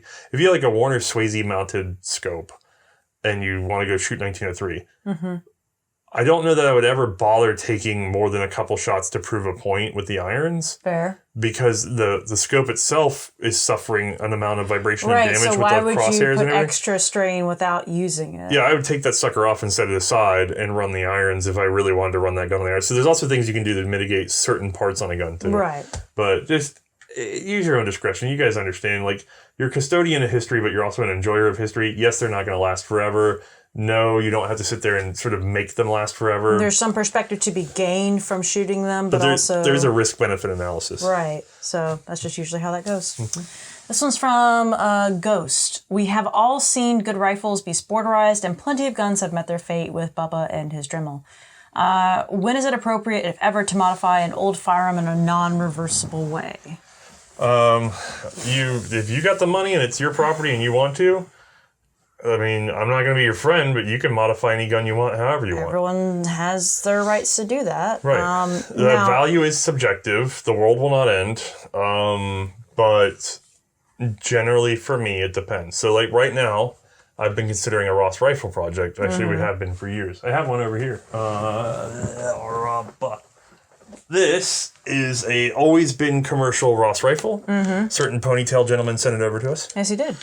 Because he knew I had some parts, but I don't have other parts from drill purpose Ross rifle. And the short answer is I've been trying for a couple of years to develop what would have been the improved Ross rifle Mark III that a field armor had recommended, and they had said no thank you. But there was some commentary that it handled very nicely. To do that, I would need to chop down a Ross rifle. Right. I'm not doing that. No. Because if it's in good shape and has a good barrel, there's no reason for me to chop it. Right. However, if I find one that has been bent or bulged up near the barrel, then you would not. There would be no reason to really preserve that. Further, or unless it was that rare of an actual example, or a serial or something. Something like this, where somebody's cut a keyway or something. They've done something to the gun that it's not going to turn back to the original. Right. Unfortunately, this barrel's a little bit too short for what we want. So I can't quite do it with this one either. Okay. But this is a good example of one that's like, by the way, this was always a sporter, but there's certain things have been modified. So I try to get down to limit my modifications to where it's already been modified before. So if I was working with this gun, and let's say it was military original, which it wasn't, but let's say it was, right? And I was worried about preserving it. Well, somebody already cut back the stock, and they sanded it down. If this were military, this would be way too thin. Right. So in my mind, most of the work around the stock is fair game at this point because it's that or go full restoration and blending and all sorts of crazy stuff. Right. They've keyed the barrel. So any modification, now if that's not under the handguard, if it was up here where you couldn't get under a handguard, then barrel's probably fair game because you're not going to get that back around either. Right. Would have, in theory, let's say they ground off the rear sight like you would on 1917. Sure. Then all the drilling and tapping back here to me is fair game. Totally fine. And to be fair, at that point, since it's integral to the receiver on, say, a 1917, the receiver would be a loss. But on this gun, this actually is a screw-off plate. You could, in theory, swap the plate on this gun if it had been a military one. So I tend to think of it in those terms. Like, is this section of the gun irreversible? That's the section I'm going to work on. Sometimes I've seen people say, well, this section, the receiver's compromised, so screw all this other stuff. But people might need those parts. Those parts are still matched to your gun. A lot of times if you take 5 minutes, you can go look and just find like a $100 DP gun, pull the parts you want, fit them, and then you don't have to go ape on something that might be a precious replacement part to somebody else, and you can sell that thing on eBay and they'll be happy. Right. So, take a moment, think about the fact that it's not just for your own wallet's sake, but if you put parts back in the market where people can find them, it's going to make somebody else happy. Yeah, it'll make them good. And it's good to put it back out there for the sake of possibly someone restoring what they already have. Yeah, it's like I had a partially sporterized M95M. You did? And I ended up giving it as a sort of return the favor gift to a friend of mine who had a broken extractor and a missing insert, but the gun was otherwise correct. Yep. Except he had a roached barrel. So what did he do? He took the two guns and combined them into one really good runner, and then one that's going to get some attempted repairs through the welding process that we're working on. And if that works out, then he can go back and put them both back together or whatever he wants to do. Yeah. But in the meantime, he's got a shooter and he can sort of have some time to figure them out. But he's keeping them together because he thinks he can get a restoration out of both of them in the long run. That'd be pretty cool. So it's up to you guys, though. Like, not everybody's going to have the same value. And then don't get too mad at the guys that did this 50, 60 years ago when they were $20 in a bucket. Oh, yeah, they were nothing to them back then. It was candy. There were hundreds of thousands of them. You know, I mean, they were everywhere, and there weren't enough people to want them all in the configuration they were in. Nowadays, we have more people interested in the hobby. We have more people buying just to collect, and there's fewer of the guns around because they were sporterized. So a lot of time back then, it was to make them easier for them to use for whatever purposes they were using them for. Yeah, people didn't have collections. That was a wealthy thing. Right. So have some forgiveness, but to these days, I'd probably stay off of it, All right, next question. What do we got? This is from 3 kids, 2 cats, 1 dog. That's very specific. It is very specific. Wait, there's no woman or man in there, so I don't know what's up with that. Yeah, they don't have a spouse. They just have 3. Yeah, right, that's all they have. And they all live in the backyard. Okay. What would you do to promote gun culture or at least gun literacy? I don't know if it's relevant, but he said he's in Canada. I don't know if that's relevant to his question. Did he say he's in Canada, or did he say I'm in Canada? He said, I'm in Canada, and then he said, what would you do to promote gun culture or at least gun literacy? Oh, what do you think we're doing? Yeah, this right here. Gun literacy we are definitely promoting. Oh, I would think so, yeah. I hear dogs scratching themselves. I'm sorry if that's coming through. I think it might be a guinea pig, actually. Oh, a guinea pig scratching himself. Lewis the guinea pig freaked you out today. Yeah, he did startle me today really bad. He's going to get a bath. Yeah, I started petting him, and then he kind of just...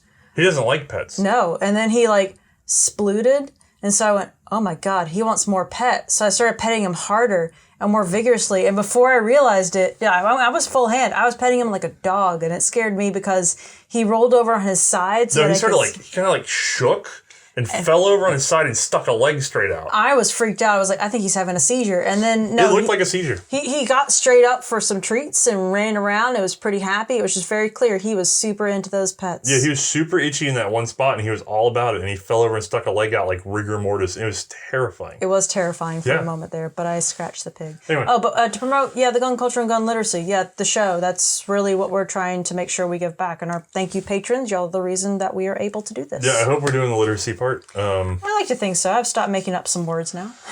Culturally, there was sort of a U.S. legal side of things. There's a show like This Week in Guns, which is more political, and I am not. I really wonder how much something like that could go over well if you made a sort of C&Rsenal-ified version of it, in which you stayed off the opinion side of it, which I know is difficult. But if you literally just presented gun news, so developments, laws, whatever, and just put it as a dump, but a very detailed dump with, okay, here's where it comes from, here's why it's the way it is. Here's what it really means, here's what it's going to impact. Right. They do it a little bit more as entertainment. But my friends Sean and Matt work on that. So I wouldn't necessarily say, if you want completely unbiased political, that's not your thing. It has a bias. But I do think that there's room for something like that. But I don't have the time for it, and you'd have to have a lot of self-control. Because I have to have a lot of self-control in this show to not put my opinions too far into things. Because the show's a very personal thing. But do one thing, do it well. Don't rub it in. You know what I mean? So I hope we're doing a lot to preserve gun. I'd like to think literacy. we are. We're at least trying to. Bruno's doing a lot with the animations. Oh my God! Yeah, he's doing a fantastic job. People are really getting to understand the workings of the guns through him. All I know is I get emails from people saying they like old revolvers now, so I must be doing something. Yeah, right. Let's take a pause for the camera. Okay. We are ready. We are charged. We're ready for the next one. Okay. This one's from Powers. Checking your phone, make sure you... It's over midnight now? It is over midnight We took a break to eat a sandwich. We started at 8... No, wait, we didn't start at 8:30. When did we start? Yes. I think 8:30? Whatever. This is from Powers. Is there a database or a book for reloading cartridges that are no longer around? How do you go about finding the correct load data? There are a number of reloading books. It's true. I honestly can't remember the name off the top of my head because it's very generic. It's like hand loading cartridges. Yeah, it's like yeah, it's literally very that generic.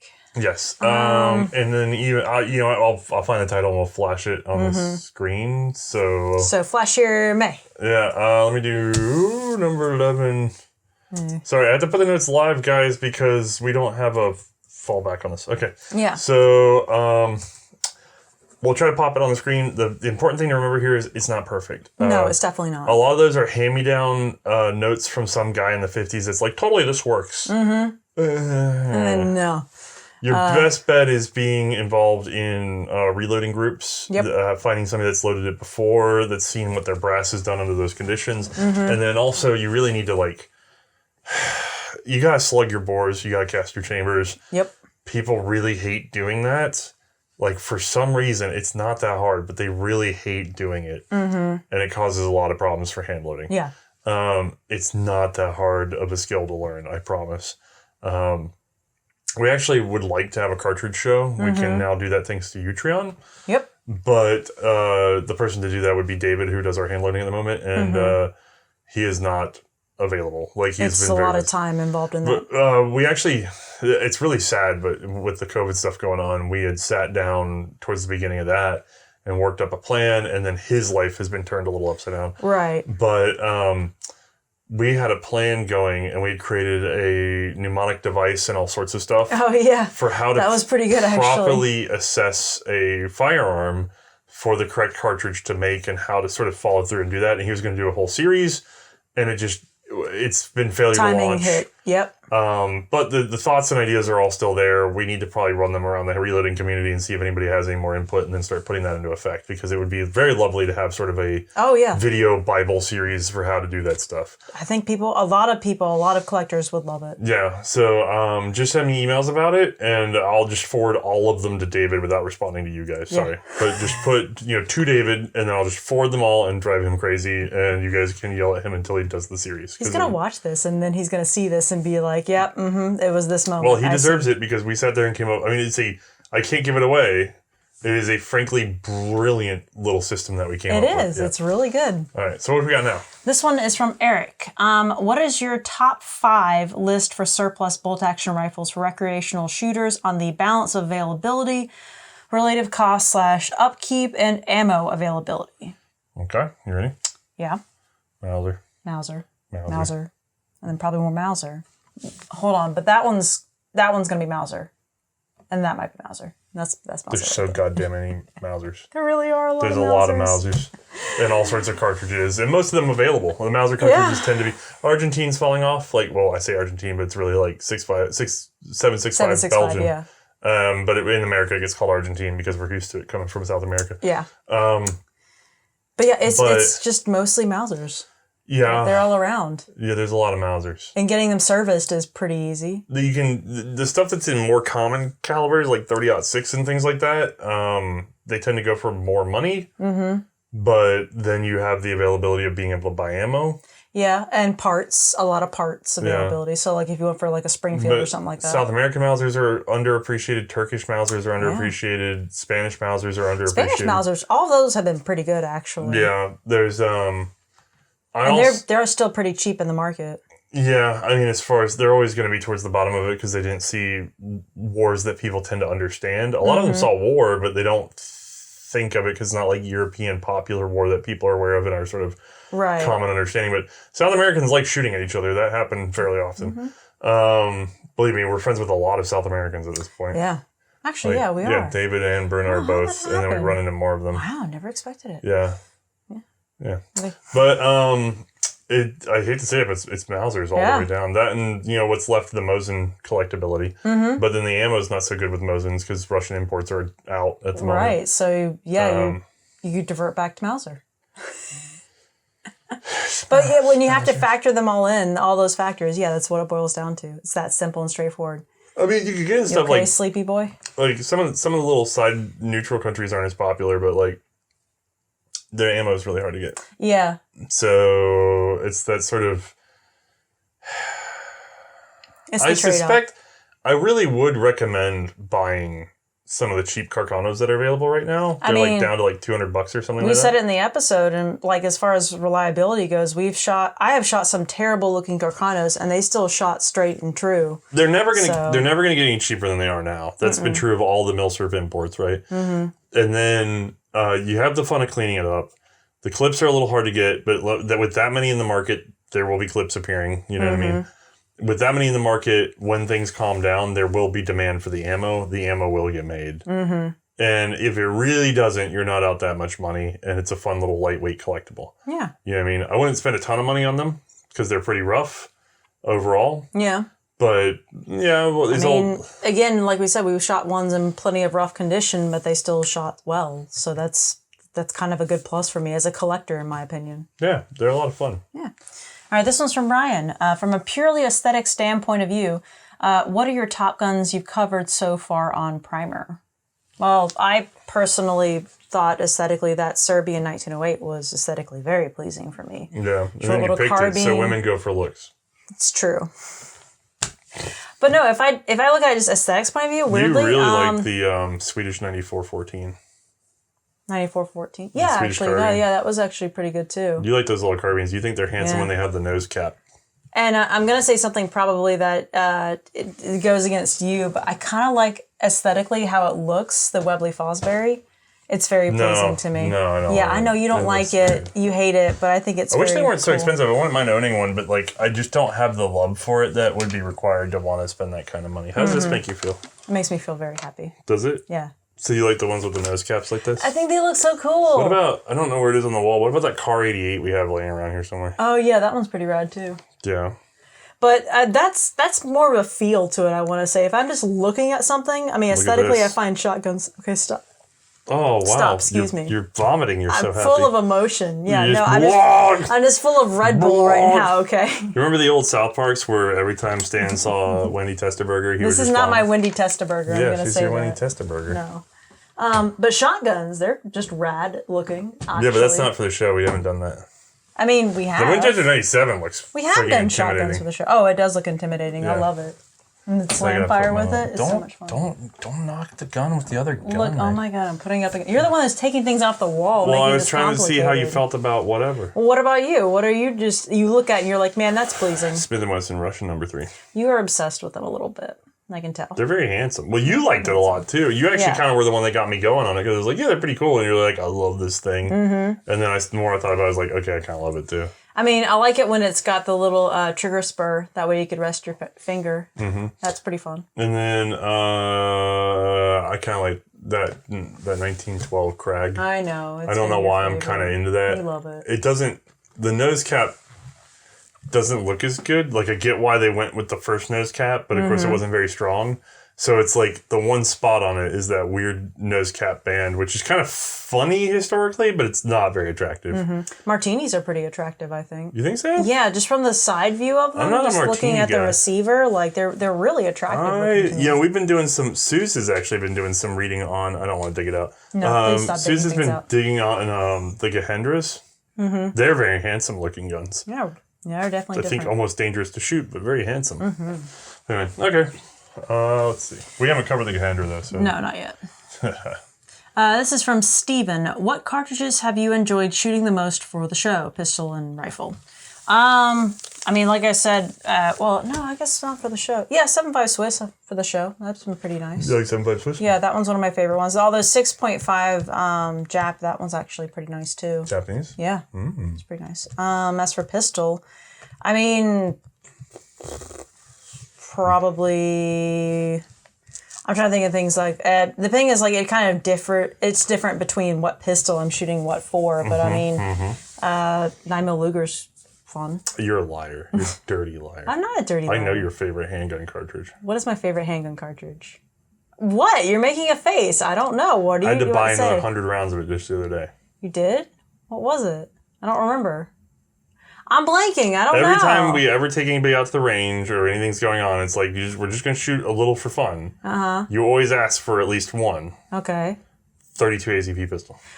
Well, that's because I like to do things like take out the Savage or something like that because they're fun to shoot and they're crazy looking. And they're cute. And she's just like... Well, also, I don't get to shoot the little Savage 1910, and that one's actually quite lovely, and that was... no, you're confusing too. Savage 15 and the Dryza 1910. Yeah, Dryza 1910. Wait, no, Dryza 1907, sorry.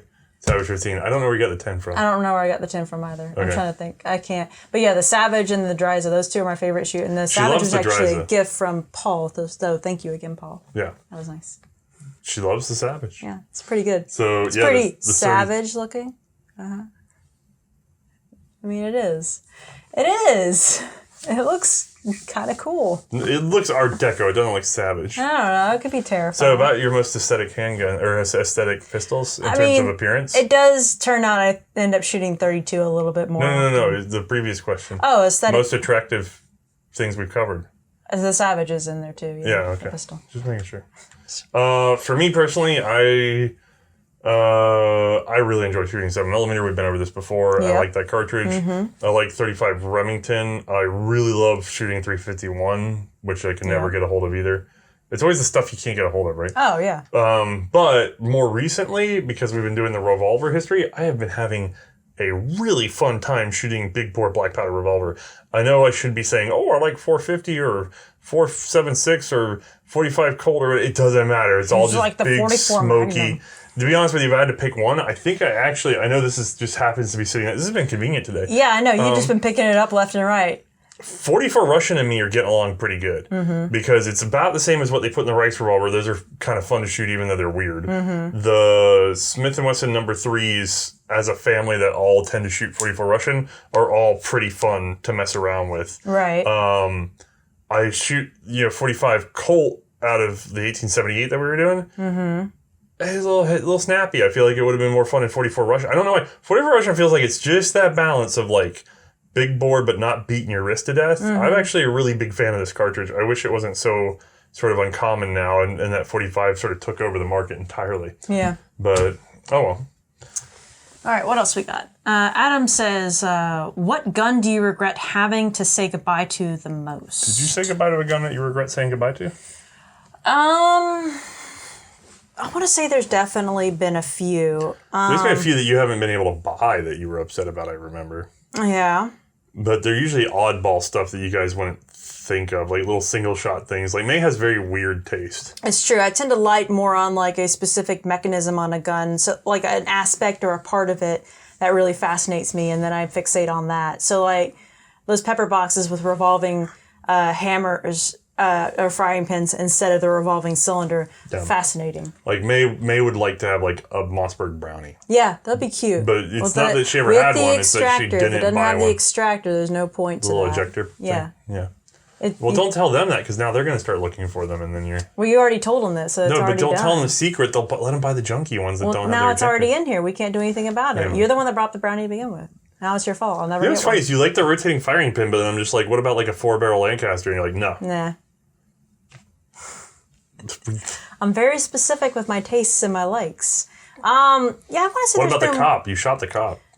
I hated that thing. It also caused me to burst a blood vessel in my arm. That actually did happen. Yeah. Our friend Cal, I believe, had it. Yes. Yeah, it was Cal. Yeah. The cop is a 4-barrel. I didn't even know that I had burst the blood vessel. I felt it basically felt like a cartridge because we were shooting IV-88, and it felt like a case had popped out and hit me on the arm or something, but I didn't visually see anything. That's just what it felt she had like. A big bruise in her arm. So then I just I shot the gun and then I handed it back to Cal and I just happened to glance down and I went, oh, that's purple. Yeah, she was just like, and then she's like, boom. Yeah. I still remember I was about like on the third or fourth round when that happened and I just looked down and I went, I didn't even see anything. I guess it must have been 5 minutes later. I was purple. like casing or a bug hit me, and I was like, well, whatever. It didn't hurt. It just felt like a sudden something hit my skin. That's a good sign when you just rupture internally while doing something. Yeah, right. That's pretty good. I'm sure there's been some stuff that John's that collection that has gone back to him that I've enjoyed and sad to see it go. Oh, you're talking about loners? Yeah. Oh, there's a lot of loners. That's what I'm thinking of. It's like loners that we've had to say goodbye to. There's so many. There's so many things in the loner collection that I wish I could. There's some countries that I've been trying to buy even one gun from, and I just can't because I can't afford it. They don't turn up, and then I borrow them. I'm just like, I just want to own one of these. Yeah. The one that I actually owned that I sold. Oh, the Tigewehr. I didn't own a Tigewehr. No, I just thought of one of my top ones, sending it home. I was just like, dang, that was so much fun to have around. Jeff, if you ever write your will, I will pay he's got family. Your next of kin for the Tigewehr, I guess. Because May misses it. I hear about this fairly often. Yeah, I do think about it. And we cannot afford a Tigewehr. No.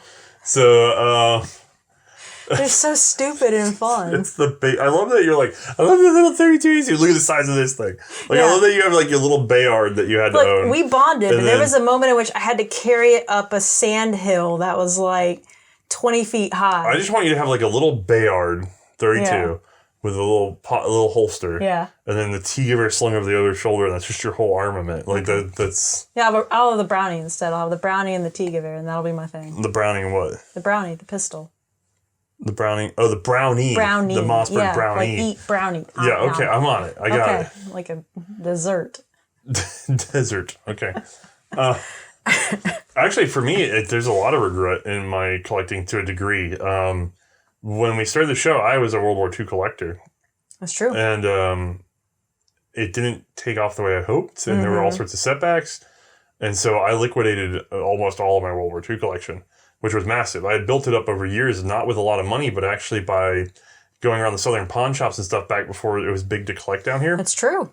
And I would buy up stuff. You had some good finds. And sell it, which I totally wasn't in the business of buying stuff. But I would go find something that I knew was rare because I had paid attention. I would sell it to the right person for double my money. And then I would take that profit and go buy something I couldn't afford. And that's how I sort of built up my World War II collection through I had a very impressive World War II collection that had maybe like $3,000 in it, which was a low amount for what the actual material value would have been. Right. But I ended up liquidating a lot of it to float the show, which is doubly painful because now we don't have those samples here to film when we get into doing whatever we want, which is what we're kind of doing this year as we go. So there's a lot that I regret, but one of the big ones was that I had managed to bumble into one of those Mark V Lee Enfield Trials guns. And it was just a cool gun. And I ended up selling it for a good price and it supported the show, but I do miss it. Yeah, that's fair. So yeah, it sucks. There's a couple of guns I sold to a homie of mine, like a friend of mine. Yeah. With the express intent that it's like, oh, okay, well, he's my friend and he'll be back around and everything. And then he died in a car accident. Yeah. And I was contacted about his about him passing away. Somebody told me, and I told them they asked if I'd be willing to help with assessing the collection. Right. But then I never really heard anything back about it. But he was a really good friend of mine. I really miss him quite often. He was one of the few people that was really as anal retentive about research and getting the right information as you were. Yes. He's also a fairly well-renowned caver. So some of you may know who I'm talking about, but I don't. Yeah. Anyway. Let's take a pause for filming. Sure. Let's see here. This one is from Judge, and we know who he is. Hello, Judge. What are your favorite mechanical systems in firearms, and why? Wait a second. Didn't he try to sneak in another question? Because you showed me one on your phone. No, that was from Tenacious Trilobite. Oh, okay. Yeah. He was just showing what his question was, because his question is going to start What do you pot. mechanically? What do you like in guns? I like mechanically weird things and things that don't make sense. That's a generic answer. No. I know. I'm going to give some specifics. I'm leading into it. So I'm really fascinated by, like I was talking about earlier, the pepper box, the revolving firing pin. Really weird and unique. Not very common. When people think of revolvers or pepper boxes in general, they tend to think of the revolving actual cylinders, not the actual revolving firing pin. Right. At least that was what I knew in the commonplace. Or other things like the Webley Fonsberry, where it's a semi-automatic revolver based on rotating the firing. It sounds like you like weird indexing. I just like weird concepts in general because I also like the auto ejector that comes on not on the Spirale but on the what's that revolver? The Webley Expert. Hook. Yeah, on the Webley Expert. Yeah. Super weird, not very common, not very useful either. None of these mechanisms I'm describing are super excellent mechanisms, but they're all very unique and all very different. And I'm like, oh, this is interesting. So I like the weird. I like really efficient locking systems. I know you do. And knowing Judge, he's probably thinking like, the other day I was talking to somebody and I was just like, have you ever seen like the Remington? Because somebody was asking me for like, they were talking about like a design idea that they had. And I was just like, there's not just the usual short recoil and all this other stuff. There's like a really weird breach by the Remington R51. And they're just like, what's the new thing that failed? And I'm like, well, no, like the old school Remington 51. Right. Which had a really weird sort of delayed lock system. And then so I love stuff like that. I can't wait to cover some of that stuff. But I do love that. It's like the Blish lock as a concept. I really love it. It didn't work. But if it had worked, that would have been really cool. Yeah. But I just like it when people think really outside the box in terms of how to achieve either locking or resistance, you know? Like roller locks are pretty interesting too. Yeah. So mechanical efficiencies, I guess, are where I'm at. They're your jam. Meanwhile, I'm just like, that's not To be fair, common. I know Judge, he's into locks too. Yeah. So. All right. Let's see. Next one. This is from Daniel. What set of revolver features from all of the revolvers you reviewed for the series would you combine into your best World War I revolver? All right. Without reading anything I put for my own personal notes. Well, yeah, no. So I'm trying to think. So best features for the thing. Trigger spur. Well, is it single or double action? Well, it's got double action, yes. Okay, does it have a knuckle at the back? Yes, because the knuckle is better for not having to ride up. A trigger spur would be preferred. You are correct because that's very comfortable. Sucker, you love trigger spurs. Now, my thing is that as it's not very... So we were talking about this earlier today, rapid loading and unloading of revolvers. So one thing in particular I really like the idea of is just, like you mentioned, how it has as few hand manipulations as possible for the user in order to load and unload said gun, have it ready, so right? Swing out cylinder? The problem is that top brakes can be faster if you have something like a speed loader to go with it. But can you make one strong enough to last the roundage? That's kind of rough. I don't know if... Are you looking at my conveniently placed only... Yes. It's weird that the only gun I've had here today has come in handy so often. It has come in handy very often. Like but I'm wondering if maybe something like some sort of subtle genius looked at the questions and just pulled one gun to help. Revolvers where you can rotate the cylinder off to the side instead of actually this gate loader. I've never managed to put hands on one of those. Yeah, I don't know. I'd like to see how fast you can get with one of those. But that with a speed loader. So you don't know if top brake or swing out? Huh? So you take top brake over swing out? Just if we're talking about like my personal like enjoyment, I kind of like the idea. You made a lot of people happy saying that, I'm sure. Really? Oh, yeah. All the Brits, I'm sure. Yeah. I don't know. The timing issues on top brakes really have half the life of the gun. But if it was like, I actually could see myself wanting a top brake if and also automatic rebound. If I was guaranteed to always be able to get a copy of the gun new, like I didn't have a budget concern, I didn't have to use it for 20 years, I might be in for a top brake. Also, less parts is better, so I'd probably have something like the little cylinder stop pole that sticks up. I'd probably have it as part of the trigger, like the actual, I'd have it all as one piece Cylinder together. stop. Oh, the hammer block? Yeah. Not the hammer block, the little cylinder stop that will pop up to stop the cylinder from... Yeah, most of them are like that. There are some that are separate parts. Well, this one's separate. Yeah, see? But it's also there too. Because it has two stops. Technically has a stop and what they call a locking bolt. But, I don't know. I don't know if I can come around a top brake. I might still want to swing out cylinder. But internally, it's basically what we end up with. It'd be like a Warnant style system. If you could somehow add in that MR73 constant pull double action, I think that's worth the extra parts that go into those. But to be fair, if you look at the MRs, actually that might be the gun for you. You've never handled one. No. But that is a top braking. Isn't it top brake? Oh god. Now you've said it. Yeah. But I'm pretty sure it is. Let me go look. Here, move your foot. What? Move your foot. Why? Because. What? Am I moved bumping the the mic. thing? Yeah, you were stepping on top of it right there. No, it's a swing out cylinder. I'm thinking of that Russian gun. I'm sorry. I got in my own head because it's late at night and I realized I might say something stupid. No. It's almost like a Smith & Wesson with a difference in the mechanism. But so you probably want to top break one of those. I think I'd be fine with a swing out. That might actually be a fairly ideal revolver. I just haven't laid hands on one in a while. I'd like to try it. But to be fair, that's because it's sitting at the end of those exact developments that we've been talking about. Like it uses all of those innovations. So to be fair, at the end of the day, a top brake Bodeo with good ergonomics is going to be a perfectly good revolver. Like, if you really think about it. Well, top brake with a Bodeo system. Oh, yeah. Well, the internal lockwork of the Bodeo was, like, almost the same as the Swiss revolver that we saw. Right, that's what I was thinking of, yeah. Yeah. That was pretty good.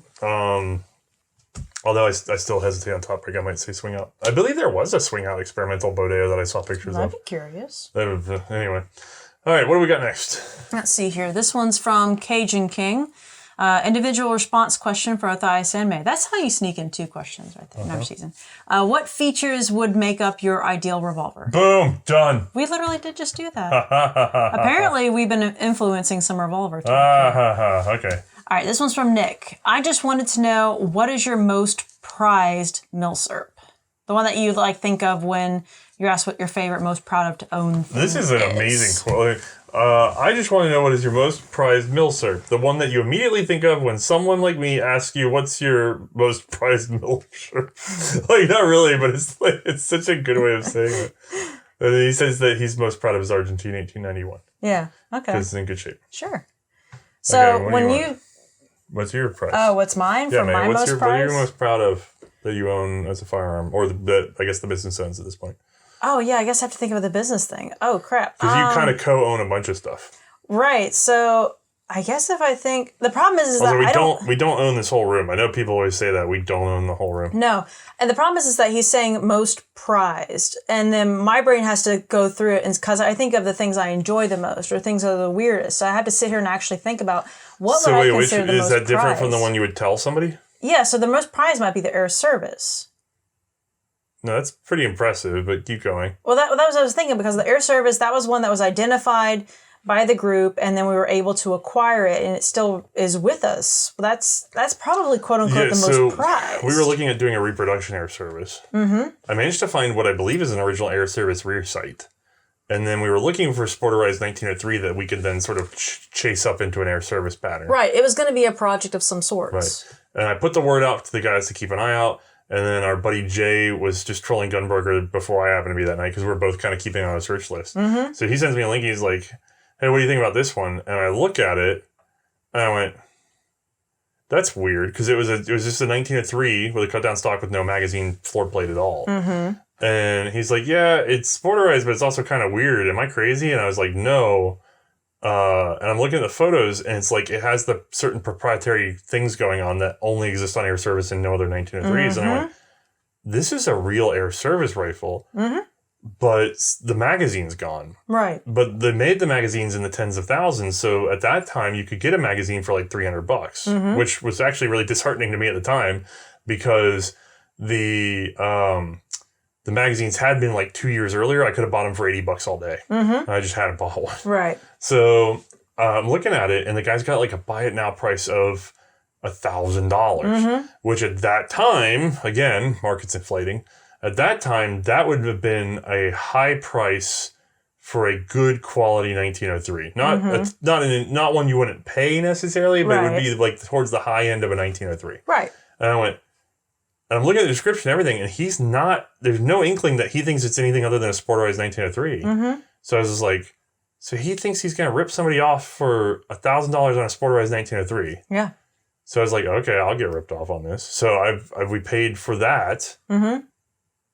And yeah, it was an Air Service. So I was just like, well, meanwhile, he's going, what a sucker. He paid $1,000 for the Sporterized 1903. Yeah. So we get it in, and then it took me a couple months to find a magazine. Cost me a couple $100. Slapped it in, and boom, one of the rarest guns you could ever own. And it's just sitting right there, and I was still like... That's probably the most prized that I think of when I think of the collection. Not the first one I necessarily think of in general for the collection, but the most prized, definitely. We've almost sold it, too, a couple of times, because since then, like, the show's had... ups and downs. So it's been one of those ones that you consider reselling. Yeah, but it's just one of those ones where it's like, I just keep sitting there, I'll never see it again. So I'm like, I'll hold the cards until I have to. But that's probably the most... I think we both have the same idea on that one. Yeah.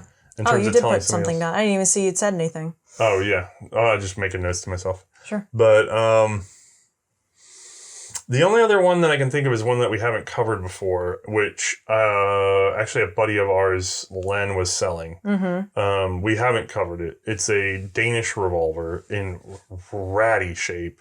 And Len is a guy that collects very odd and obscure things. Mm-hmm. And the Denmark had this program where they had these pinfire revolvers that they then converted to centerfire. And when they did so, they went from a folding trigger like a Bodeo to a regular conventional trigger and trigger guard. Mm-hmm. I'll have to pull this thing out and show a photo or something. As a matter of fact, do you know where we're at? We're at number 12? Yes, number 12. 1205. Let me make a stamp, guys, so that we can put this in so that you guys can see what I'm talking about. 1205. Yep. And we'll put in the Danish revolver. Yeah, we can't do this. We can't do overlays for everything because this is about... Yeah, there's a lot. Yeah. Anyway, I saw that he had this gun for sale. It was very beat up. Mm-hmm. Very, very beat up. And a little pricey. But I had been doing some Danish digging, and it didn't fit the pattern for what I understood to be the gun, and that it still had the folding trigger. Right. And it's driving me up the wall. So I finally said, well, if it's driving me up the wall and it looks like it is a thing... I might take a little money and flex and just grab it.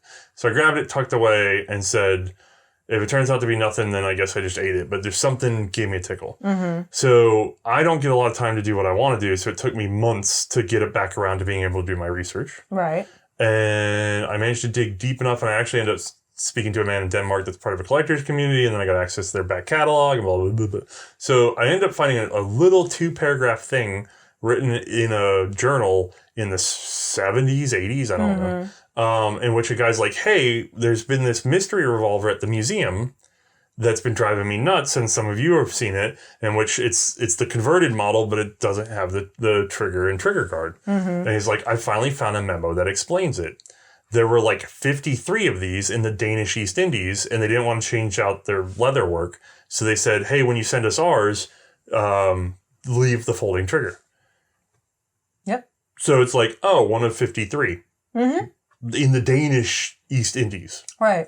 So, and by the way, pretty good. there's that one, and there's apparently one that was in a museum somewhere, and those are the only two I know that ever existed. And I'm like, well, I'm glad I had the sense to just put that aside until I did my reading. Yeah. So sometimes that comes in handy. Yeah, and there's more to that one. I can't wait to do that. I want to do an episode on that because there's some really weird stuff going on with that gun and others. But the problem is I now need to find the more standard one to talk about it. Right. But I really want to talk about those guns because they're super bizarre. I know, you're very excited. Oh, they're bizarre. Okay, sorry. All right, what's next? Let's see here. This is from Shocks. I think I'm saying that correctly. Are there any rare rifles / pistols you'd like to get your hands on for the Great War series? I'm thinking Flieger, carbines, and things like that. Flieger. Yes, lots. There are a lot. Plenty. We don't go really into super big detail because we've had people... No. At this point, I could tell them all because they're all... Well, so hold it's on. like things like the potato digger. Before you go any further, read the next question. What half dozen guns or so are top of I wish I could get my hands on it list right now? It's the same question. Oh, it's literally the machine guns and auto rifles, yeah. Yeah, there's this whole pile. Mine A5, haven't been able to get a hold of. Yep. There's been, so like think about the Mine A5, the later RSC 1917 carbine thing. The potato digger. That one, everybody's going to start emailing me, I saw a potato digger. One of the most common guns in the U.S. machine gun market, one of, not the most, is the Marlin potato digger, which is a 1917-18 training variant. But it is different. Right, it's different. The second most common potato digger, as far as I've been able to see on, ownership of machine guns, as far as I've been able to track, is the actual 1895 potato digger, which is also okay, but I haven't been offered one of those. Right.